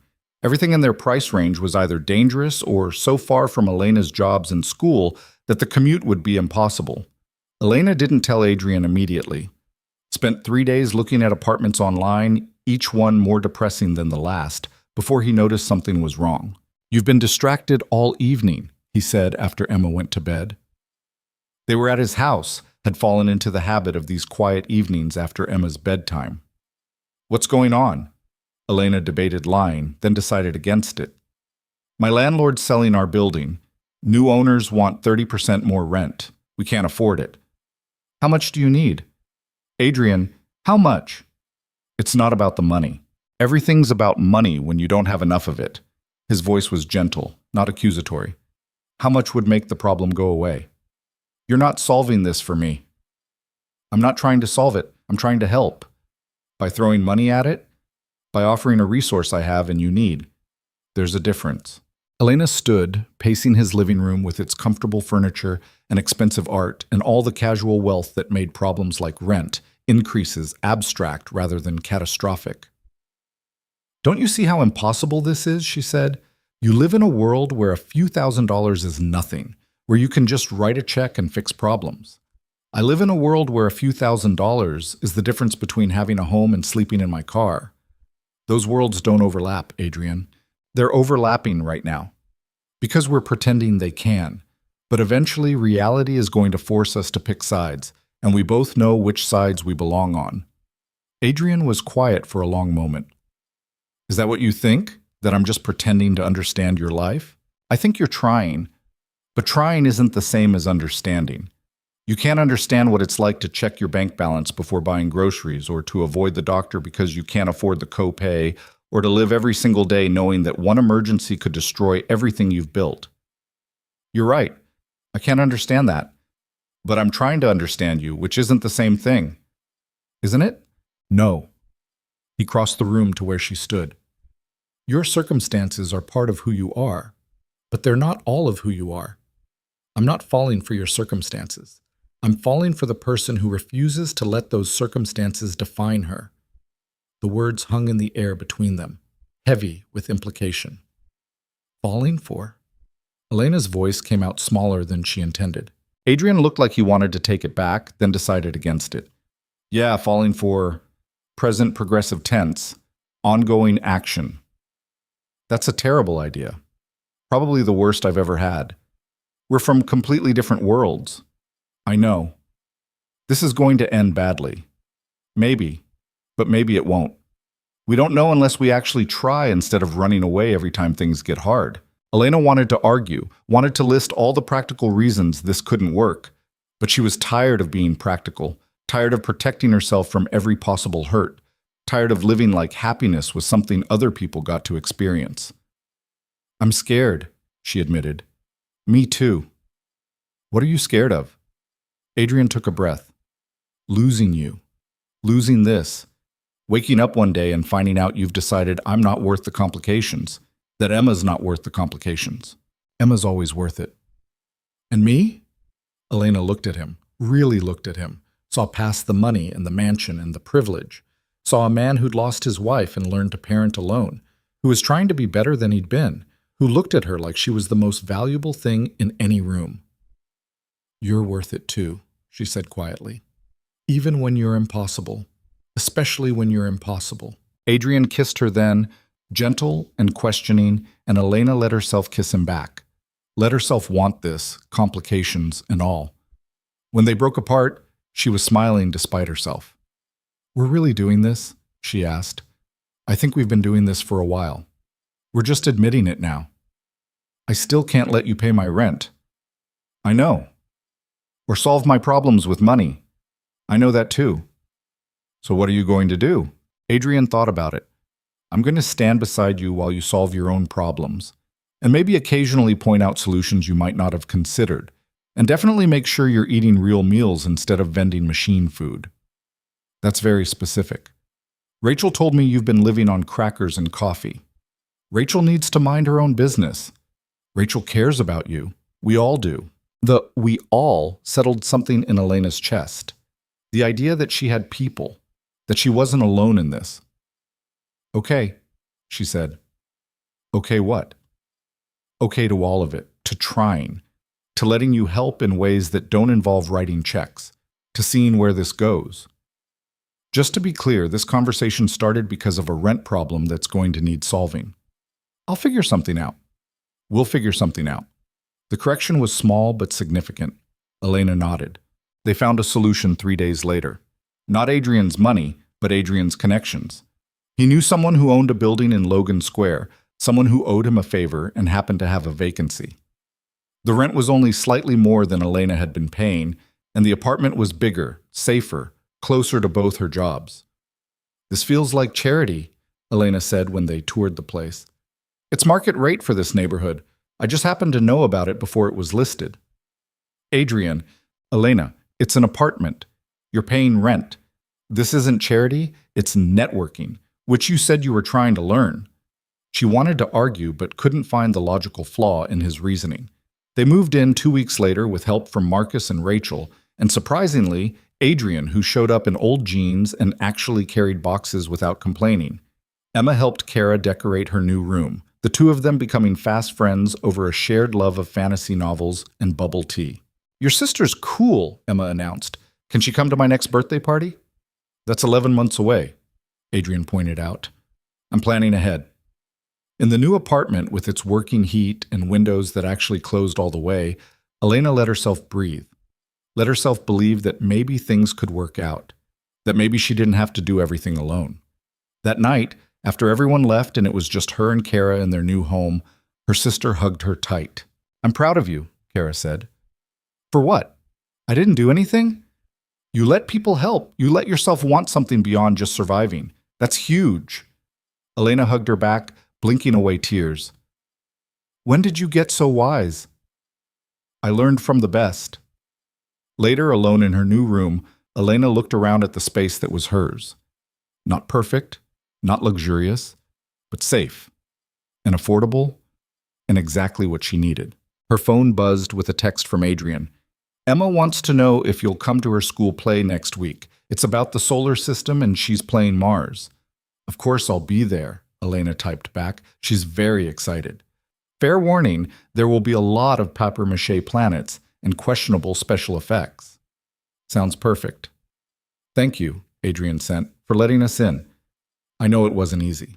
Elena thought about that, about how hard she'd fought against connection, against vulnerability, against the possibility that maybe she deserved good things. Thank you for being patient, she replied, for not giving up when I kept pushing you away, never going to give up on you. You're stuck with me now. Is that a threat? It's a promise. Elena smiled at her phone, at the gentle certainty in his words, and let herself believe him.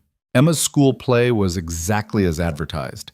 Papier-mâché planets suspended by visible fishing line, cardboard stars that wobbled when kids walked past them, and a sun made from what appeared to be an exercise ball wrapped in yellow construction paper. Elena sat between Adrian and his mother in folding chairs that squeaked every time anyone shifted weight, watching 8-year-olds recite facts about the solar system with varying degrees of accuracy and enthusiasm. Emma, dressed in an orange costume that was supposed to represent Mars, delivered her lines with absolute conviction. I am the red planet, she announced to the audience. I have 2 moons, and scientists think I might have had water a long time ago, which means maybe there was life, but now I'm just cold and dusty and alone. That got dark fast, Elena whispered to Adrian. Her teacher let them improvise their endings. Emma's been very interested in loneliness lately. He said it casually, but Elena heard the concern underneath. After the play, Emma ran to them still wearing her Mars costume, face flushed with excitement. Did you see me? Did you like my improvisation? You were the best Mars I've ever seen, Elena said honestly. Was I better than the sun? Because Jacob forgot his lines and just stood there. Everyone forgets lines sometimes. You handled yours perfectly. Emma beamed, then grabbed Elena's hand. Come meet my teacher. I told her all about you. The teacher, a woman in her 30s with paint stains on her cardigan, smiled warmly when Emma dragged Elena over. You must be Elena. Emma talks about you constantly. Hopefully good things. Very good things. She says you're the smartest person she knows, and that you speak 5 languages and work with people who don't have money to help them start businesses. Elena shot a look at Emma, who was already distracted by classmates comparing costumes. That's a generous interpretation of my job. Emma tends toward generous interpretations of people she loves. The teacher's expression was knowing. It's nice that she has more adults in her life who care about her. Losing her mother so young was devastating. She's doing much better now than she was a year ago. The observation sat heavy. Elena hadn't thought about the long timeline of Emma's grief, about how recent better actually was. On the drive back to Adrian's house, Emma chattered nonstop about the play, about who forgot their lines, about how the Mercury kid stepped on Venus's foot during the orbital rotation scene. Elena listened, responding when appropriate, but her mind was elsewhere. You're quiet, Adrian observed after Emma went to wash off her Mars makeup. Her teacher said she's doing better than a year ago. What was she like a year ago? Adrian's expression closed off slightly, the way it always did when talking about the worst parts of Emma's grief. Quiet. She stopped talking to most people except me. Stopped wanting to play with friends. Had nightmares every night about me leaving too. That's terrible. It was. Her therapist said it was normal for kids who lose a parent, but normal doesn't make it easier to watch. He poured himself a glass of water, hands not quite steady. The worst part was knowing I couldn't fix it. Couldn't make her understand that death isn't something you can prevent through vigilance or worry. When did it start getting better? Gradually, therapy helped, time helped. And honestly, you helped. Elena looked up sharply. I barely knew her a year ago. I know. But around the time I met you, I started being different at home. Less withdrawn, less focused on work as an escape. Emma noticed. She asked me why I was happier, and I told her about the waitress who called me out for being arrogant. She latched onto that story, wanted to hear it again and again. That's a weird story for a 7-year-old to be obsessed with. She liked that someone made me face consequences, made me be better. I think it helped her feel like the world had rules again, like bad behavior got corrected. Adrian set down his glass. She asked me if you were going to be her new mom about 3 months before I introduced you properly. Elena's heart stuttered. What did you tell her? The truth. That I didn't know what you and I were, but that relationships were complicated and she shouldn't get her hopes up. How'd she take that? She said hopes don't work that way. You can't control them, you just have them and see what happens. She's too wise for 8. She's her mother's daughter. Catherine was like that too. Saw through bullshit, demanded honesty, believed in hope even when it was impractical. Elena heard the grief in his voice, the love that hadn't diminished despite years passing. You still love her. I'll always love her. She gave me Emma. She made me better than I would have been. But she's gone, and I can't live the rest of my life in the past. He met Elena's eyes. I don't want to. The honesty in his voice made Elena's chest ache. I'm not trying to replace her. I know, and I'm not asking you to. I'm just asking you to be you, which is exactly what Emma and I need. Emma reappeared then, face scrubbed clean, wearing pajamas with planets on them because apparently the solar system theme was all-consuming. Can Elena stay for movie night? She asked Adrian. That's up to Elena. Both of them turned to look at her expectantly. Elena thought about her early shift at Lumiere tomorrow, about the laundry sitting in her apartment, about all the practical reasons to go home. What movie? She asked instead. Emma's face lit up. You get to pick. They ended up watching an animated film about dragons that Elena had seen approximately 17 times with Kara. She sat on the couch with Emma, curled against her side. Adrian's arm stretched across the back of the couch, not quite touching her shoulders, but close enough to feel his presence. Halfway through, Emma fell asleep with her head on Elena's lap. Should we move her to bed? Elena whispered. In a minute. She'll wake up if we move her too soon. So they sat there in the flickering light of the television, Emma sleeping peacefully between them, and Elena felt something settle in her chest, something that felt dangerously like belonging. I could get used to this, Adrian said quietly. Movie nights? This. All of it. You being here. Emma comfortable enough with you to fall asleep. Feeling like maybe we're building something real. Elena looked at Emma's sleeping face, peaceful in a way that apparently hadn't always been guaranteed. What if I mess this up? What if I let her down? You won't. You can't know that. I know you. Know you'd walk through fire before you'd hurt someone you care about. Know you've been taking care of people your whole adult life and probably before that. Know that Emma's instincts about people are good and she trusts you completely. That's a lot of pressure. Love usually is. The word hung in the air between them. Love. Not falling anymore, but arrived. Present tense. Adrian, you don't have to say it back. I'm not expecting anything. I just need you to know that's where I am. Where I've been for a while now, if I'm being honest. Elena looked at him in the dim light, this man who'd started as someone she'd put in his place and become someone she couldn't imagine not having in her life. I'm terrified, she admitted. Of what?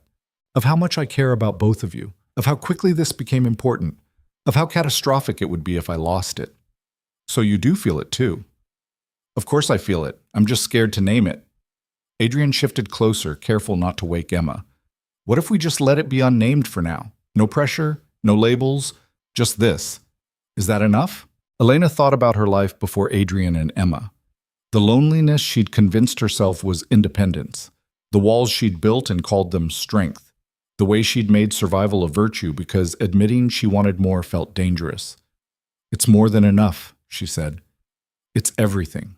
They carried Emma to bed together, Elena pulling the covers up while Adrian tucked her favorite stuffed dragon beside her. The domesticity of it should have felt foreign, but instead it felt like the most natural thing in the world. Stay tonight, Adrian said when they were back downstairs. It's late. You have an early shift tomorrow, and I have 3 guest rooms. Very practical reasons. Those are terrible excuses. I know. I'm trying to give you plausible deniability. Elena laughed despite herself. For what? for wanting to stay, for wanting to wake up knowing we're under the same roof, for wanting to have coffee together in the morning before you go to work. That's still not staying in the same room. I know, baby steps. I'm learning about patience, remember? Elena did stay in a guest room that was bigger than her bedroom in the new apartment, with sheets that probably cost more than her weekly grocery budget. She texted Kara to let her know where she was, got back a string of emoji that somehow conveyed both excitement and "I told you so," and fell asleep thinking about how her life had become something she barely recognized. The morning coffee was exactly as nice as Adrian had promised. They sat at his kitchen island while dawn light crept through the windows, talking about nothing important and everything important, and Elena thought about how happiness could be this simple. Just coffee and conversation and the comfortable silence of people who didn't need to fill every moment with words. I have a business dinner next week, Adrian said as Elena was getting ready to leave for her shift. Some investors from the West Coast. Very boring, very formal. Would you consider coming with me? Elena paused in pulling on her jacket. As your date? As my girlfriend, technically, but we can call it whatever you're comfortable with. Girlfriend. That's very high school. Partner sounds too businesslike. Significant other sounds like I'm trying too hard. Girlfriend is simple. Girlfriend it is, then. Elena tested the word, found it fit better than she expected. But I don't have anything appropriate to wear to a fancy business dinner. We can fix that. If you say you're buying me a dress, I'm walking out right now. Adrian held up his hands. I was going to say my mother probably has connections to personal shoppers who work on commission and would be happy to help you find something in your budget. That's oddly specific. I've been practicing how to offer help without it sounding like charity. Rachel gave me a tutorial. Rachel needs to stop being so helpful. Rachel cares about you, so do I. So does Emma. You're going to have to accept that we want good things for you. Elena kissed him instead of arguing, quick and sweet, then headed out to face her shift at Lumiere. The restaurant was slammed that night, some corporate event that had booked half the dining room and required precision timing for every course. Elena moved through the chaos on autopilot, taking orders and delivering food and managing complaints from people who thought waiting 20 minutes for a table at a fully booked restaurant was an unacceptable hardship. You're smiling, Marcus observed during a rare quiet moment. Actual genuine smiling. This is new. I smile. Not like that. That's the smile of someone who got laid or fell in love or possibly both. I'm not discussing my personal life with you. So definitely both. Good for you. Elena rolled her eyes but didn't deny it. The business dinner the following week was exactly as intimidating as she'd feared. Held at a restaurant that made Lumiere look casual, full of people in designer clothes discussing quarterly projections and market disruptions. Adrian's mother had indeed connected her with a personal shopper who'd helped her find a dress that was elegant without being flashy, professional without being boring, and most importantly, within her budget. You look beautiful, Adrian said when he picked her up, and the sincerity in his voice made her believe it. I look like I'm playing dress-up in someone else's life. You look like you belong exactly where you are. The dinner tested that theory. Elena found herself seated between Adrian and a venture capitalist named Richard, who spent the first 20 minutes talking at her about cryptocurrency without once asking what she did or who she was. On her other side, a woman named Diane at least had the courtesy to make eye contact when introducing herself. So how do you know Adrian? Diane asked. Elena had practiced this answer, had prepared something diplomatic about meeting through mutual connections. Instead, she heard herself say, I served him dinner once and called him out for being arrogant. Somehow, we became friends after that. Diane laughed, surprised and genuine. I like you already. Adrian needs people who won't take his bullshit. That's what his mother says. His mother is a wise woman. So what do you do when you're not keeping billionaires humble? Elena explained her work with the nonprofit, and for the first time all evening, felt like herself instead of Adrian's accessory. Diane turned out to be a foundation director with connections to grant programs Elena hadn't known existed. They talked for 30 minutes about microfinance models and community partnership strategies, and Elena forgot to be nervous. You should meet my program director, Diane said, pulling out her phone. She's always looking for innovative approaches to poverty alleviation. Would you be open to a meeting? Absolutely. Excellent. I'll make the introduction. Diane glanced at Adrian, who was deep in conversation with Richard about something that involved a lot of hand gestures. He's different with you, you know? Different how? Less performative, more present. Adrian's brilliant at business, but he tends to disappear into it, use it as armor against actually connecting with people. But tonight, he keeps looking over at you like he's checking that you're still there, that you're okay. It's sweet. Elena didn't know what to say to that, so she just smiled. The evening ended with Adrian walking her to his car, his hand warm on the small of her back. "You were amazing tonight," he said. "I barely talked to anyone except Diane. You were yourself. Didn't pretend to be interested in crypto when Richard was being insufferable. Didn't laugh at jokes that weren't funny. Didn't perform for anyone. It was perfect. I thought I was supposed to make a good impression. You made the best impression. You showed them exactly who you are, and that's someone worth knowing." Elena leaned against the car, looking up at him in the streetlight. "Thank you for bringing me tonight, for not hiding me away because I don't fit into your world. You fit perfectly into my world. My world is better because you're in it. That's very smooth. I've been practicing." "How long have you been practicing?" "Since about 10 minutes into dinner, when I realized I'd rather be anywhere else as long as you were there too." Elena pulled him down to kiss her, not caring that they were on a public street, not caring about the expensive restaurant behind them or the people who might see, caring only about this moment, this man, this impossible thing they were building together. When they broke apart, Adrian was smiling. "Should I take that as approval of my romantic declarations?" "Take it as me being happy, genuinely, surprisingly happy." "Good. You deserve happy." The meeting Diane set up led to a consulting opportunity with the foundation, extra income that meant Elena could finally quit Lumiere. Her last shift was on a Thursday night in late June, and Marcus organized a goodbye party in the kitchen after closing. "You're abandoning us for the world of legitimate employment," he said, presenting her with a cake that said, "Good luck not being poor anymore." "That's the worst cake message I've ever seen."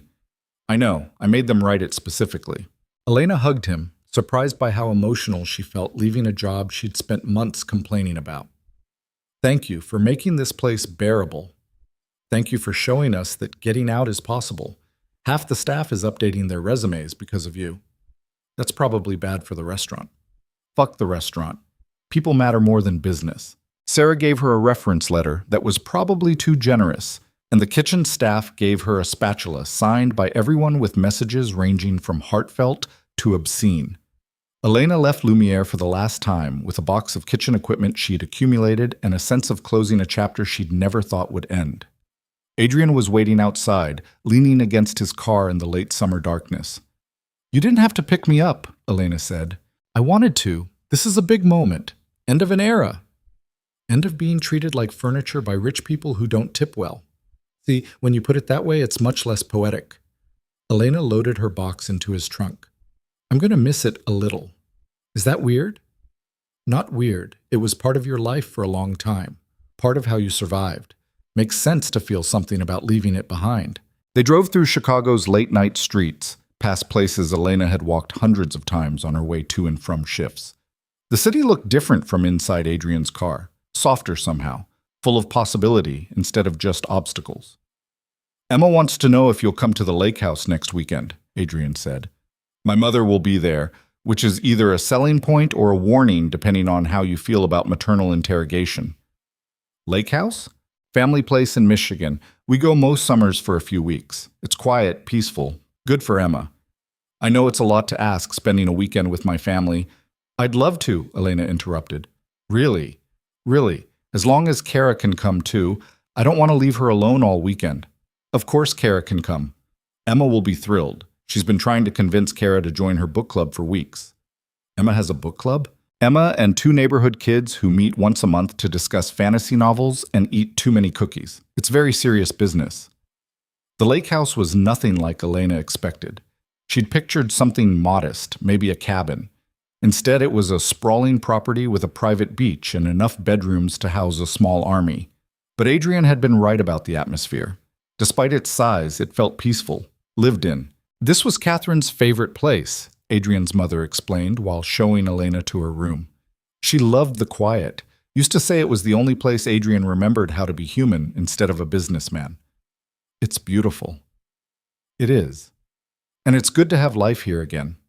After Catherine died, Adrian stopped coming, said it hurt too much. But last summer he brought Emma back, and this summer he's bringing you. That means something. Elena looked out the window at the lake, golden in the late afternoon sun. I'm not trying to replace her. I know. And I'm not asking you to, but I am asking you to understand what it means that my son is letting you into this place. He doesn't do it lightly. That evening, they had dinner on the deck overlooking the water. Emma and Kara were already fast friends, talking about books and magic systems and which Hogwarts house they'd be in. Adrian's mother told embarrassing stories about Adrian's childhood, including one about him starting a business selling rocks to neighbors when he was 7. They were very nice rocks, Adrian protested. They were rocks from our driveway that you charged $5 for. And people bought them. That's called understanding your market. That's called taking advantage of polite neighbors who felt sorry for a persistent child. Elena laughed so hard she had tears in her eyes. This version of Adrian, embarrassed and defensive and utterly human, was her favorite. Later, after Emma and Kara went to bed and Adrian's mother retired to her room with a knowing smile, Elena and Adrian walked down to the beach. The water was dark and quiet, stars reflected on its surface. I haven't been this happy in years, Adrian said quietly. Maybe ever. Even when Catherine was alive? That was different. Good, but complicated by grief over her illness. She was sick for 2 years before she died. We knew it was coming, tried to make the most of the time we had. But there was always this shadow, this countdown. He picked up a stone, turned it over in his hands. With you, there's no shadow. Just possibility. Elena took his hand. I'm scared of being that possibility. Scared of what it means if I can't live up to it. You're already living up to it just by being here, by being you, by not running away every time things get real. I'm still learning not to run. I know, but you're getting better at it. They stood there at the water's edge, 2 people from impossible circumstances who'd somehow found each other, and Elena let herself believe that maybe sometimes impossible things worked out anyway. The weekend passed too quickly. Days of swimming and reading and long conversations on the deck, evenings of family dinners and board games and Emma's dramatic readings from her favorite books, nights of sitting by the fire while Emma and Kara roasted marshmallows and argued about fictional character motivations. On the last night, Emma climbed into Elena's lap during the fire, something she'd started doing more frequently. I wish we could stay here forever, Emma said. Me too, kiddo. Can I ask you something? Of course. Are you going to stay, like, in our lives? Not just for this weekend? Elena's breath caught. She looked over at Adrian, who was very deliberately not listening to this conversation. I'm planning on it, she said carefully. Is that okay with you? It's better than okay.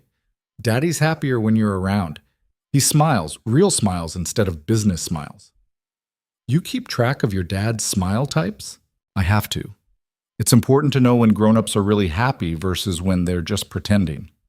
That's very wise. I learned it from my therapist. She says it's okay to want people to stay, but also okay to be scared they'll leave. Both feelings can be true at the same time. Elena hugged her closer. Both feelings are definitely true at the same time. Are you scared I'll leave? Sometimes. Not because I want to, but because life is unpredictable, and sometimes things happen that we can't control. But you'll try to stay? I'll try very hard. Emma seemed satisfied with that answer, settling more comfortably against Elena's shoulder.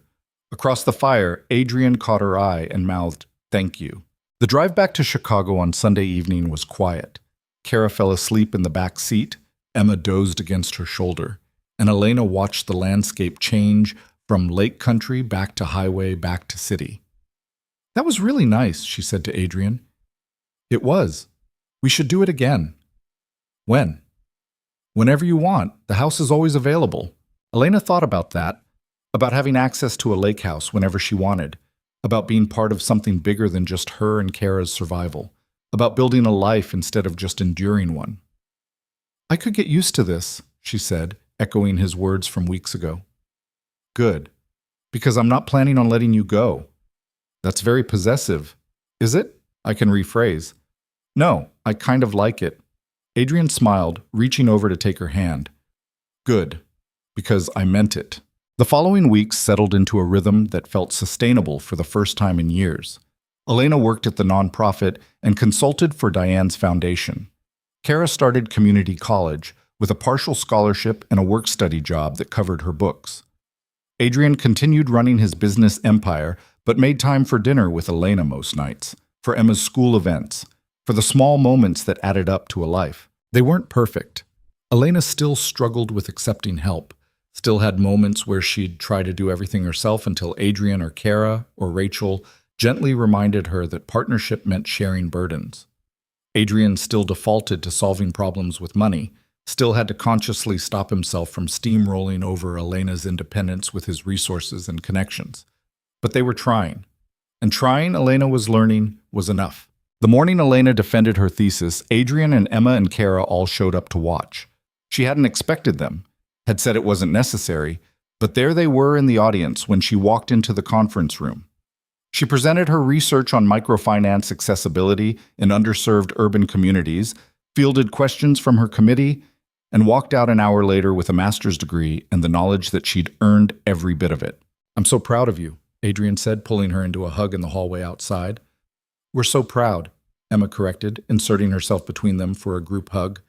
Kara joined in, and for a moment they stood there in the university hallway, this makeshift family that had formed from impossible circumstances and stubborn hope. "I can't believe I actually finished," Elena said, still slightly dazed. "I can," Kara said. "You're the most determined person I know." "Second most," Emma said. "My dad's pretty determined too. He spent 6 months trying to get Elena to let him help before she finally agreed to coffee." "That's not quite how it happened," Adrian protested. "That's exactly how it happened. I heard you tell Grandma." They celebrated with lunch at the Thai restaurant in Elena's neighborhood, the same place she and Adrian had gone for their first sort of date. The same place where she'd started letting herself believe that maybe she could have more than just survival. "What's next?" Adrian asked as they ate pad thai and spring rolls. "I don't know. Keep working at the nonprofit. Keep consulting. Maybe apply for some director-level positions in a few years." "That's all very practical. What do you want?" Elena thought about it. For so long, want had felt dangerous. Wanting meant hoping, and hoping meant the possibility of disappointment. But sitting there surrounded by people she loved, people who loved her back, want didn't feel dangerous anymore. It felt like possibility. "I want this," she said. "All of it. The work that matters, the family that chose me, the life that's mine instead of just circumstances I'm surviving. I want to keep building this." Adrian smiled, that real smile Emma tracked so carefully. "Then let's keep building it." And they did. Building a life turned out to be messier than Elena had anticipated. It wasn't the smooth progression she'd imagined, where everything fell neatly into place once she stopped fighting against happiness. Instead, it was a series of adjustments and compromises, and learning to navigate the space between two very different worlds. The first real test came 4 months after her thesis defense, when the nonprofit offered her a promotion to Director of Community Partnerships. It was everything she'd worked toward: more responsibility, better salary, the chance to shape programs instead of just implementing them. It was also terrifying. "You're going to take it, right?" Kara asked when Elena told her about the offer. "I don't know. It's a lot of responsibility. What if I'm not ready?" "You've been ready for years. You've just been too busy surviving to notice." But it wasn't just about being ready.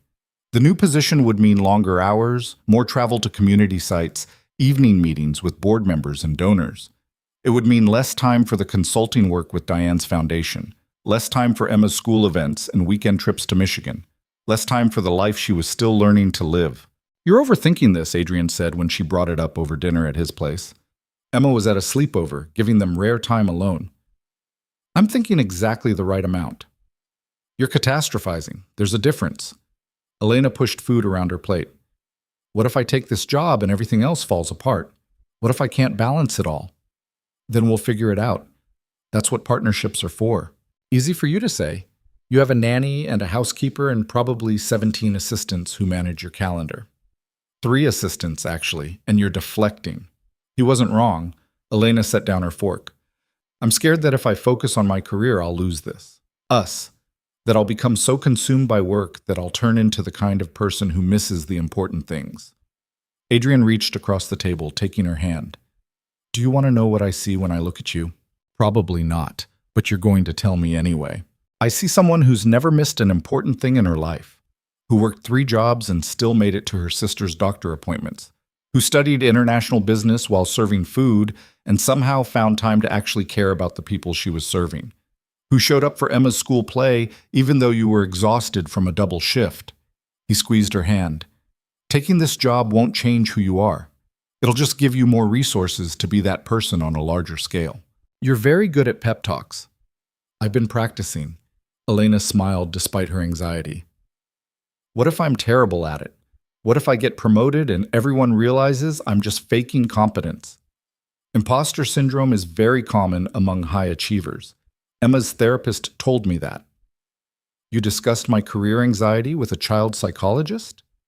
I discussed my concerns about supporting you through a major life transition. She had insights. You're ridiculous. I'm thorough. There's a difference. Elena took the job. Her first day as director was chaos.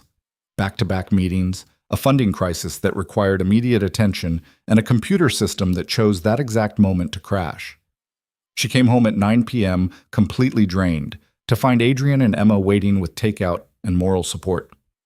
How was it? Emma asked, bouncing with enthusiasm that Elena definitely didn't feel. Overwhelming. But good overwhelming or bad overwhelming?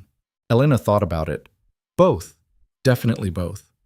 That's normal, Emma said with the confidence of someone repeating wisdom from adults. Daddy says all good things are scary at first.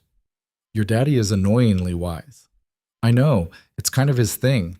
The learning curve was steep. Elena made mistakes, hired the wrong person for a key position, miscalculated a grant budget, accidentally offended a major donor by being too direct about structural problems in their funding approach. Each mistake felt catastrophic in the moment, but she learned to course correct, to apologize when necessary, to ask for help instead of pretending she had all the answers. You're doing better than you think, Rachel told her after a particularly rough board meeting where Elena had defended a controversial program expansion. Half the board is terrified of you now, which means you're doing something right. I don't want them terrified. I want them supportive. Sometimes terrified leads to supportive. You're not letting them hide behind comfortable solutions anymore. That's uncomfortable for people who've been comfortable their whole lives. The truth of it settled in Elena's chest.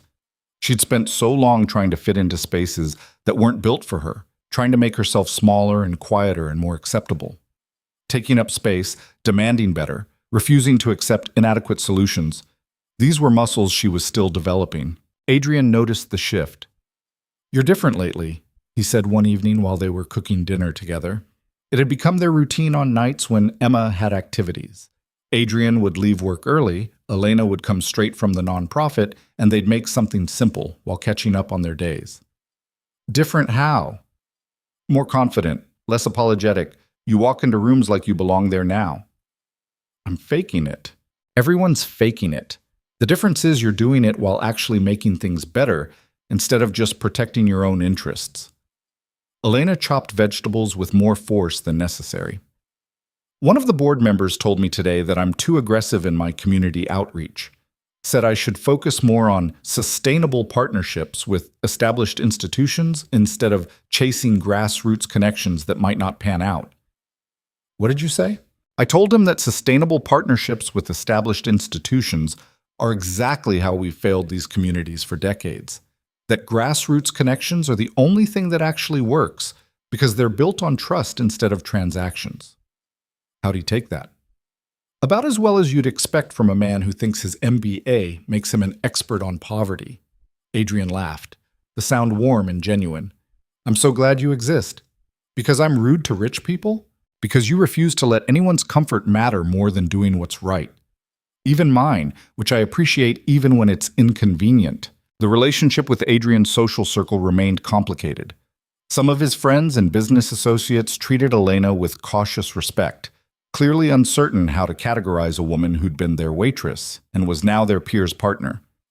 Others were openly dismissive, making comments about her background that they clearly thought were subtle, but absolutely weren't.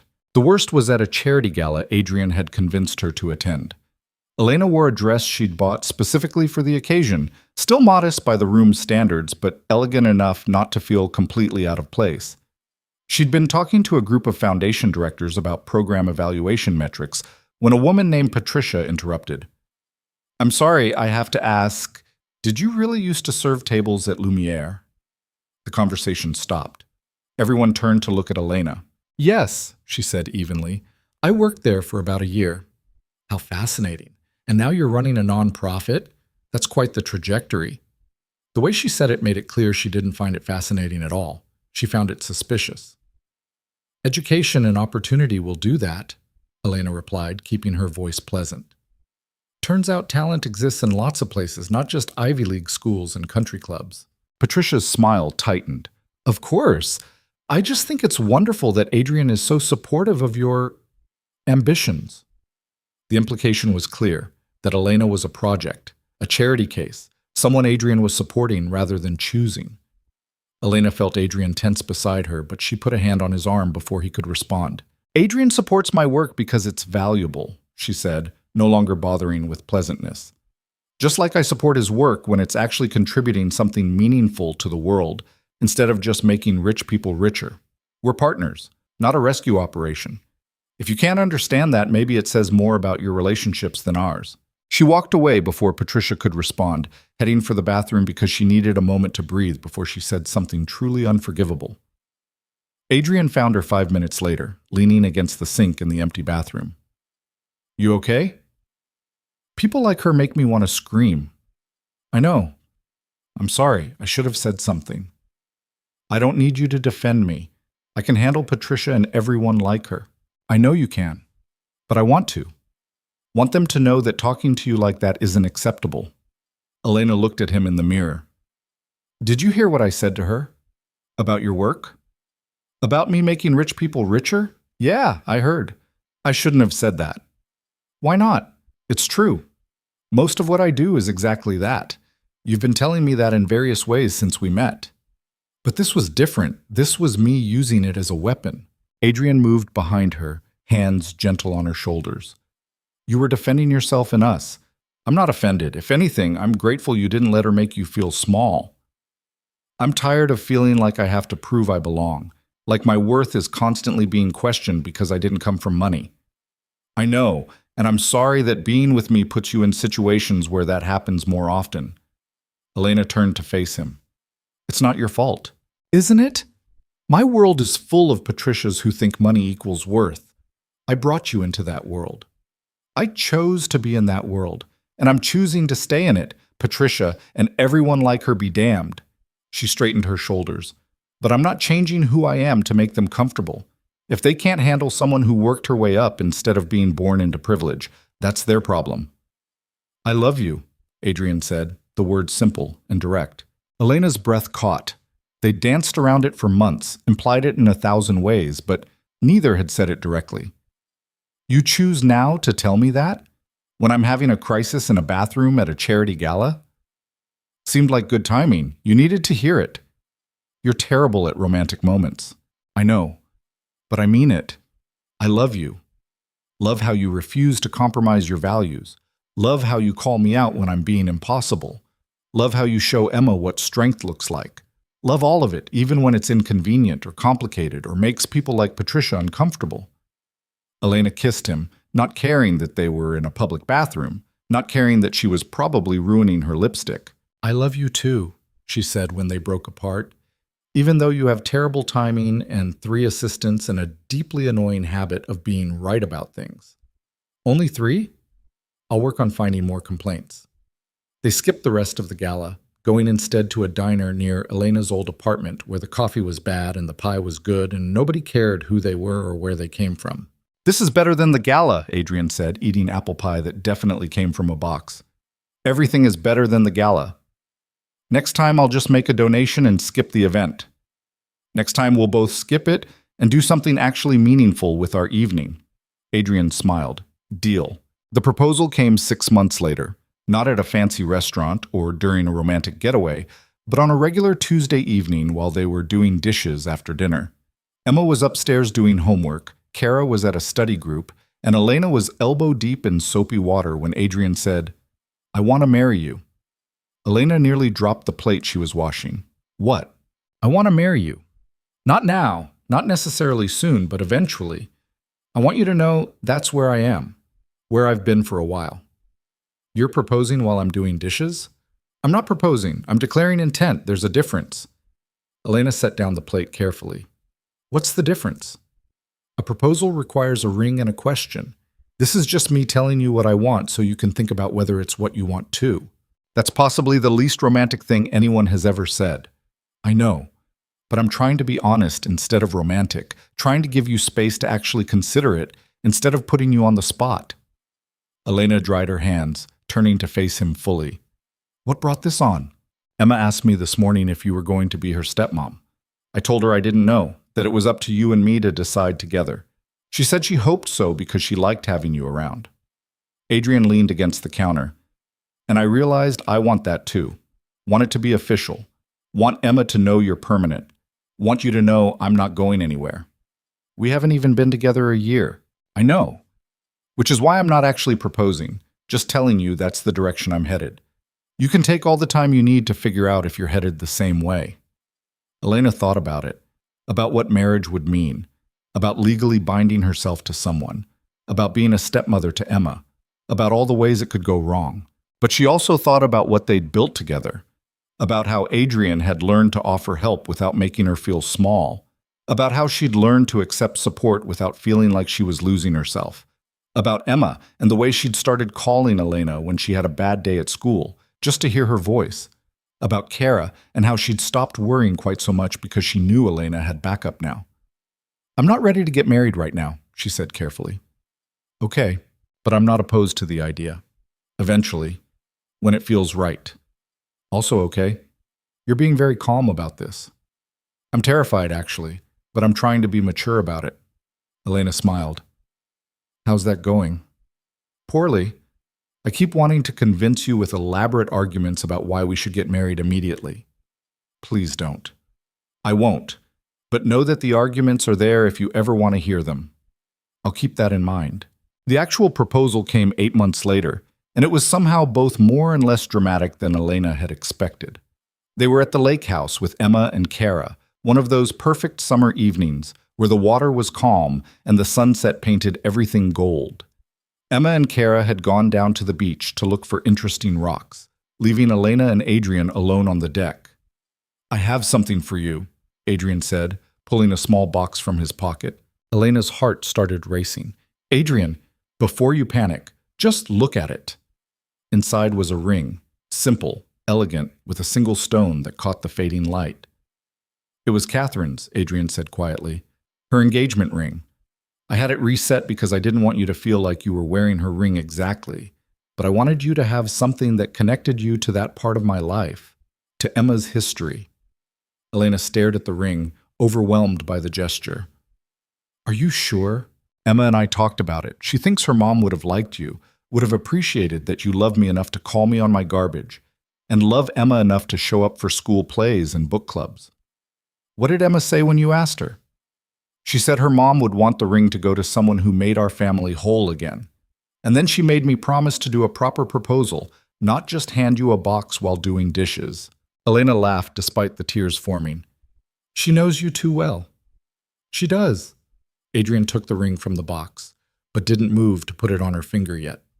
Elena Brooks, you've made my life immeasurably better. You've made me better. You've shown Emma what strength and integrity look like. You've built something meaningful from nothing and somehow still found room for us in that life. Will you marry me? Elena looked at the ring, at Adrian's hopeful face, at the lake beyond where Emma and Kara were walking back up the beach, clearly trying to give them privacy, but obviously curious. She thought about the woman she'd been a year and a half ago, serving food to arrogant billionaires, and convinced that asking for help was weakness. Thought about how far she'd come, how much she'd built, how much she'd learned about letting people in. Yes, she said.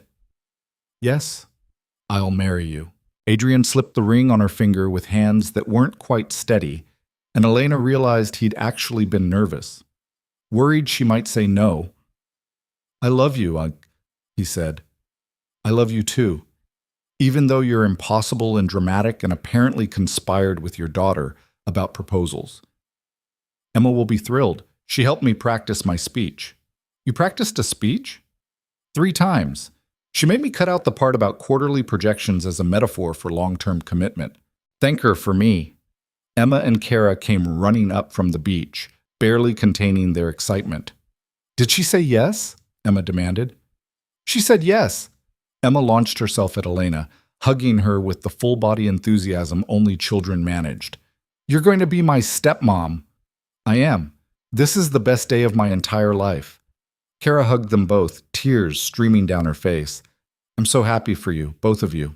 They celebrated with champagne for the adults and sparkling cider for Emma and Kara, watching the stars come out over the lake. Elena kept looking at the ring on her finger, still not quite believing it was real. Are you happy? Adrian asked later after Emma and Kara had gone to bed. Terrified and happy, both at the same time. That seems to be our specialty. It really is. The wedding itself was small, held at the lake house 6 months later with only close family and friends. Elena wore a simple dress that she'd chosen with Kara and Emma's help, and Adrian cried during the vows, which made Emma cry, which made Elena cry, which made the whole thing a beautiful mess. Rachel was her maid of honor, Marcus flew in from Chicago, and Diane gave a toast about how watching Elena navigate the nonprofit world had restored her faith in the next generation of leaders.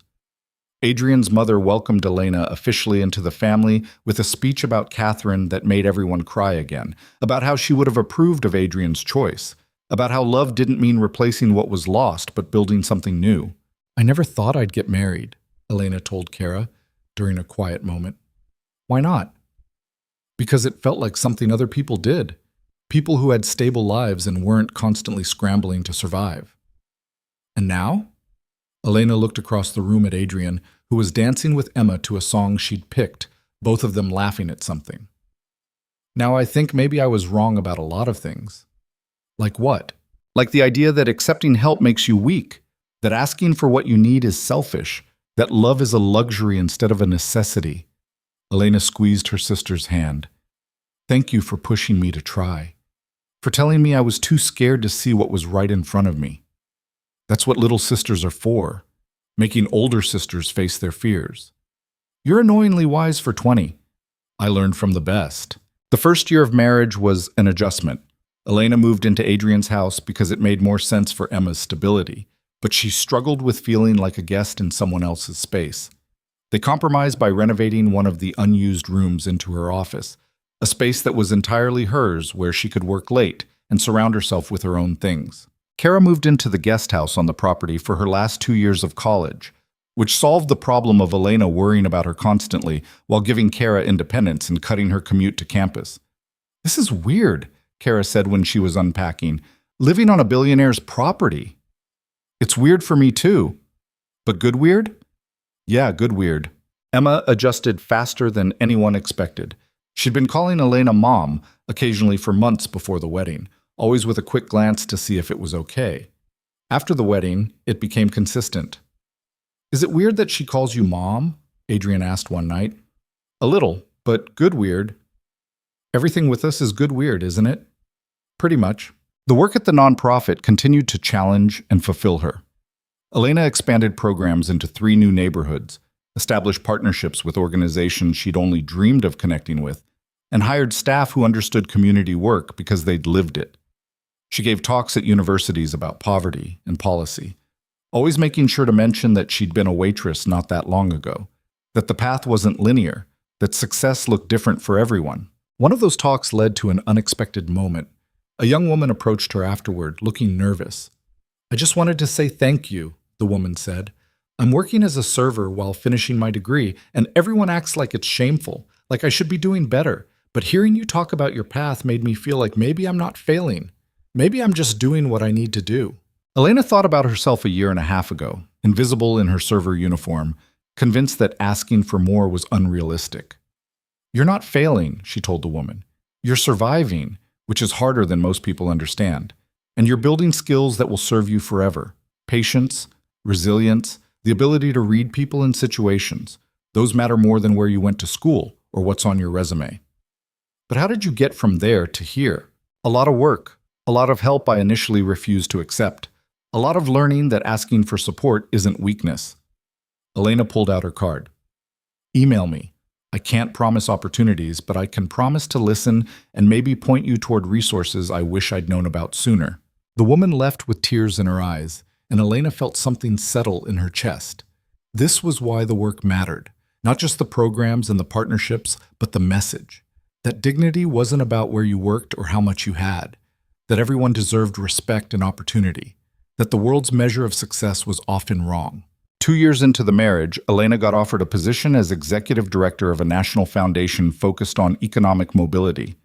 It was based in Chicago, but required significant travel, a substantial salary increase, and would put her in conversation with policymakers at the highest levels.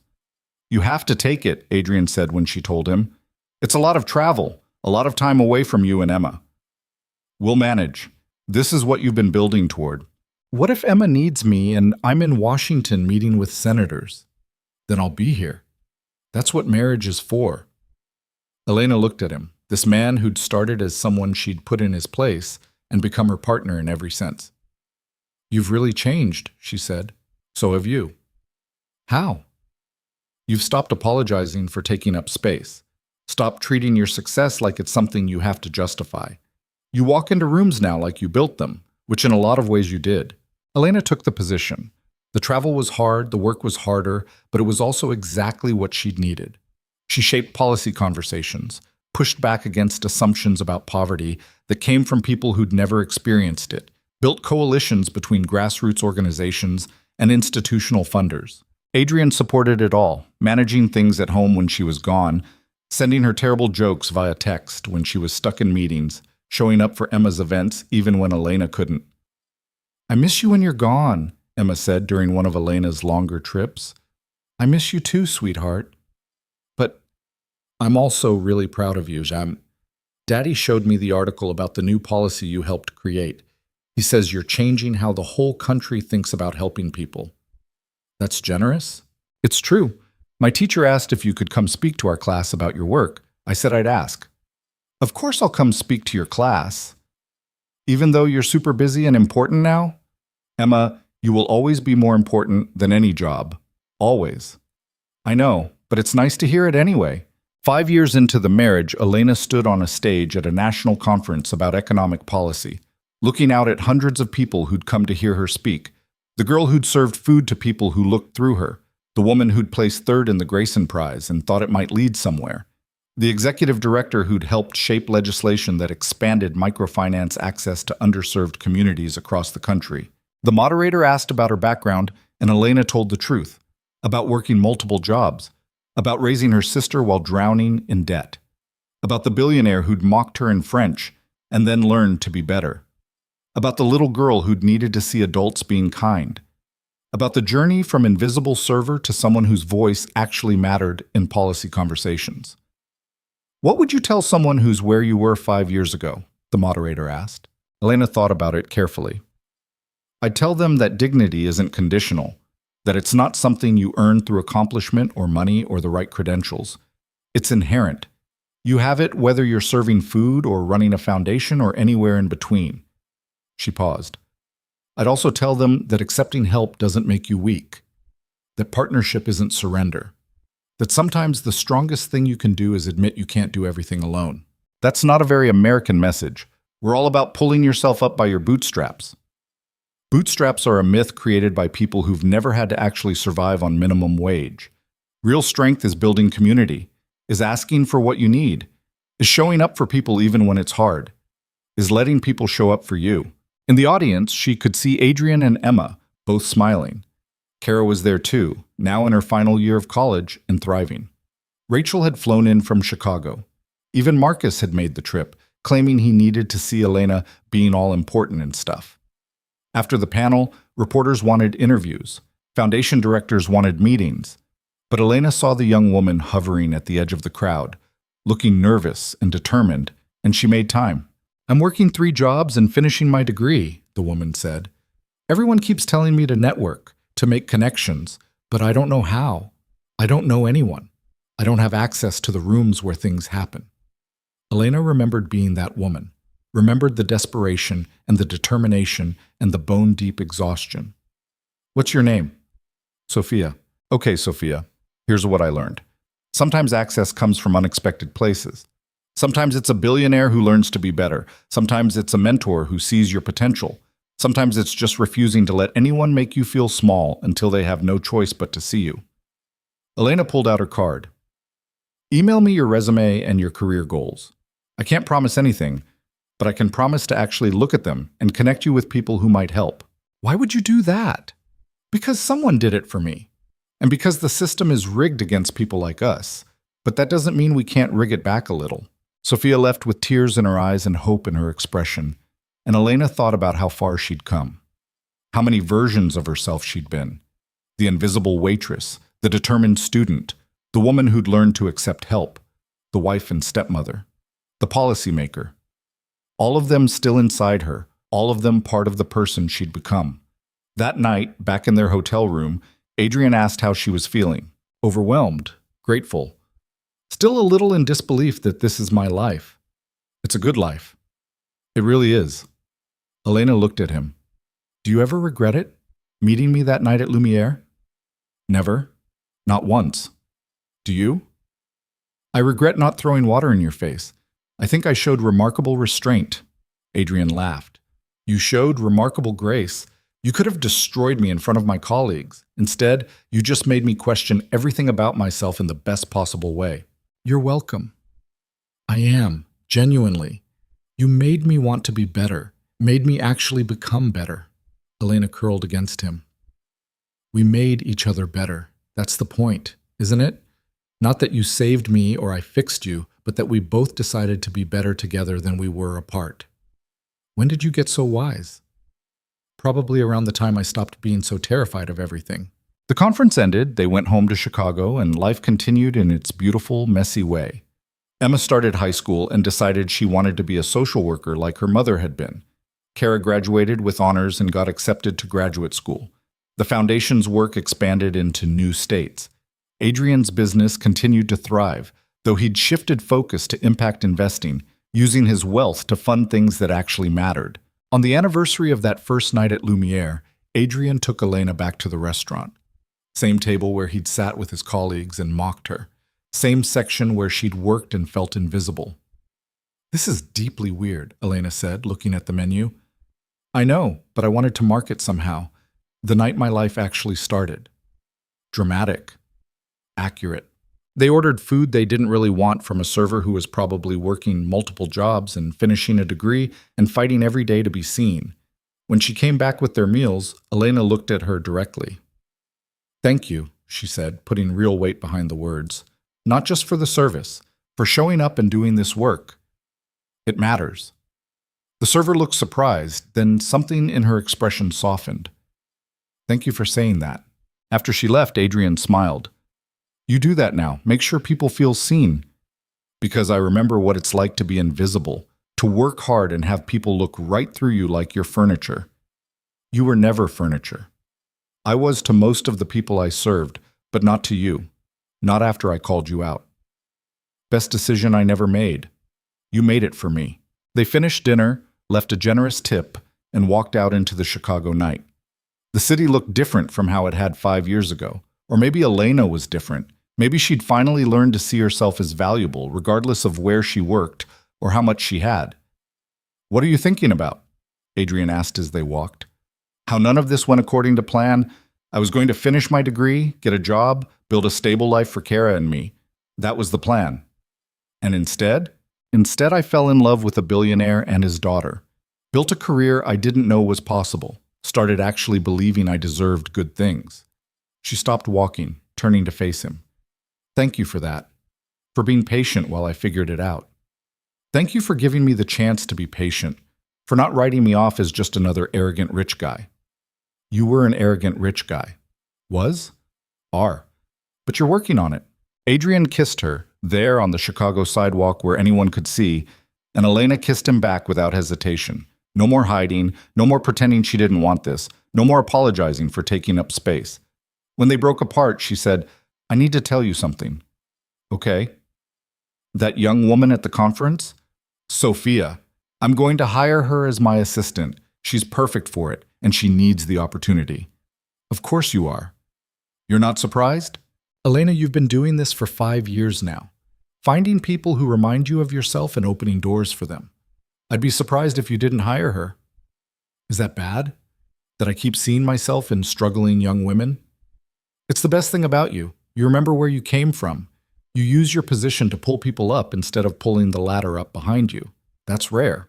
They walked home through streets that had witnessed Elena's entire journey.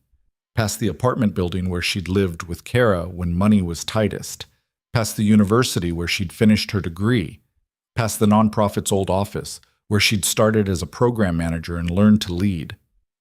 At home, Emma was still awake despite the late hour, sitting at the kitchen island with Kara, both of them laughing over something on Kara's phone.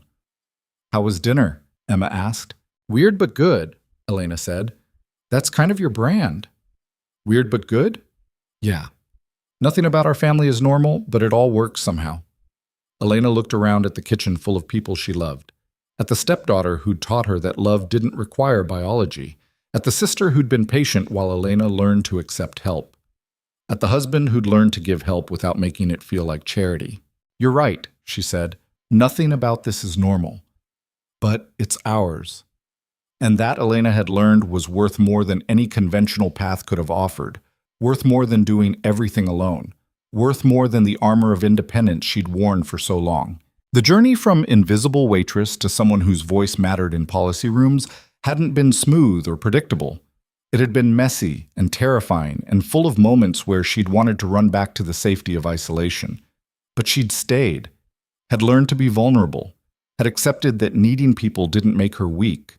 That night, lying in bed next to Adrian while he slept, Elena thought about the girl she'd been 5 years ago.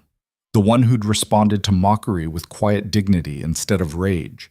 The one who'd started a chain of events that led here, to this life she could barely believe was hers. She hoped that girl would be proud. Hoped she'd see that the strength wasn't in doing everything alone. It was in learning when to ask for help. That dignity wasn't about perfection. It was about showing up authentically. That respect wasn't earned through accomplishment. It was owed to everyone, regardless of where they worked or how much they had. And she hoped that somewhere, another young woman was working a service job while building towards something bigger, was being dismissed by people who should know better, was learning that her worth wasn't conditional on anyone's approval. Because the world still needed changing, still needed people who remembered what it was like to be invisible, who refused to let others be invisible once they had the power to see them. Elena wasn't done fighting that fight. Would never be done, really. But now she had backup, had partnership, had a family that chose each other despite coming from different worlds, and that made all the difference.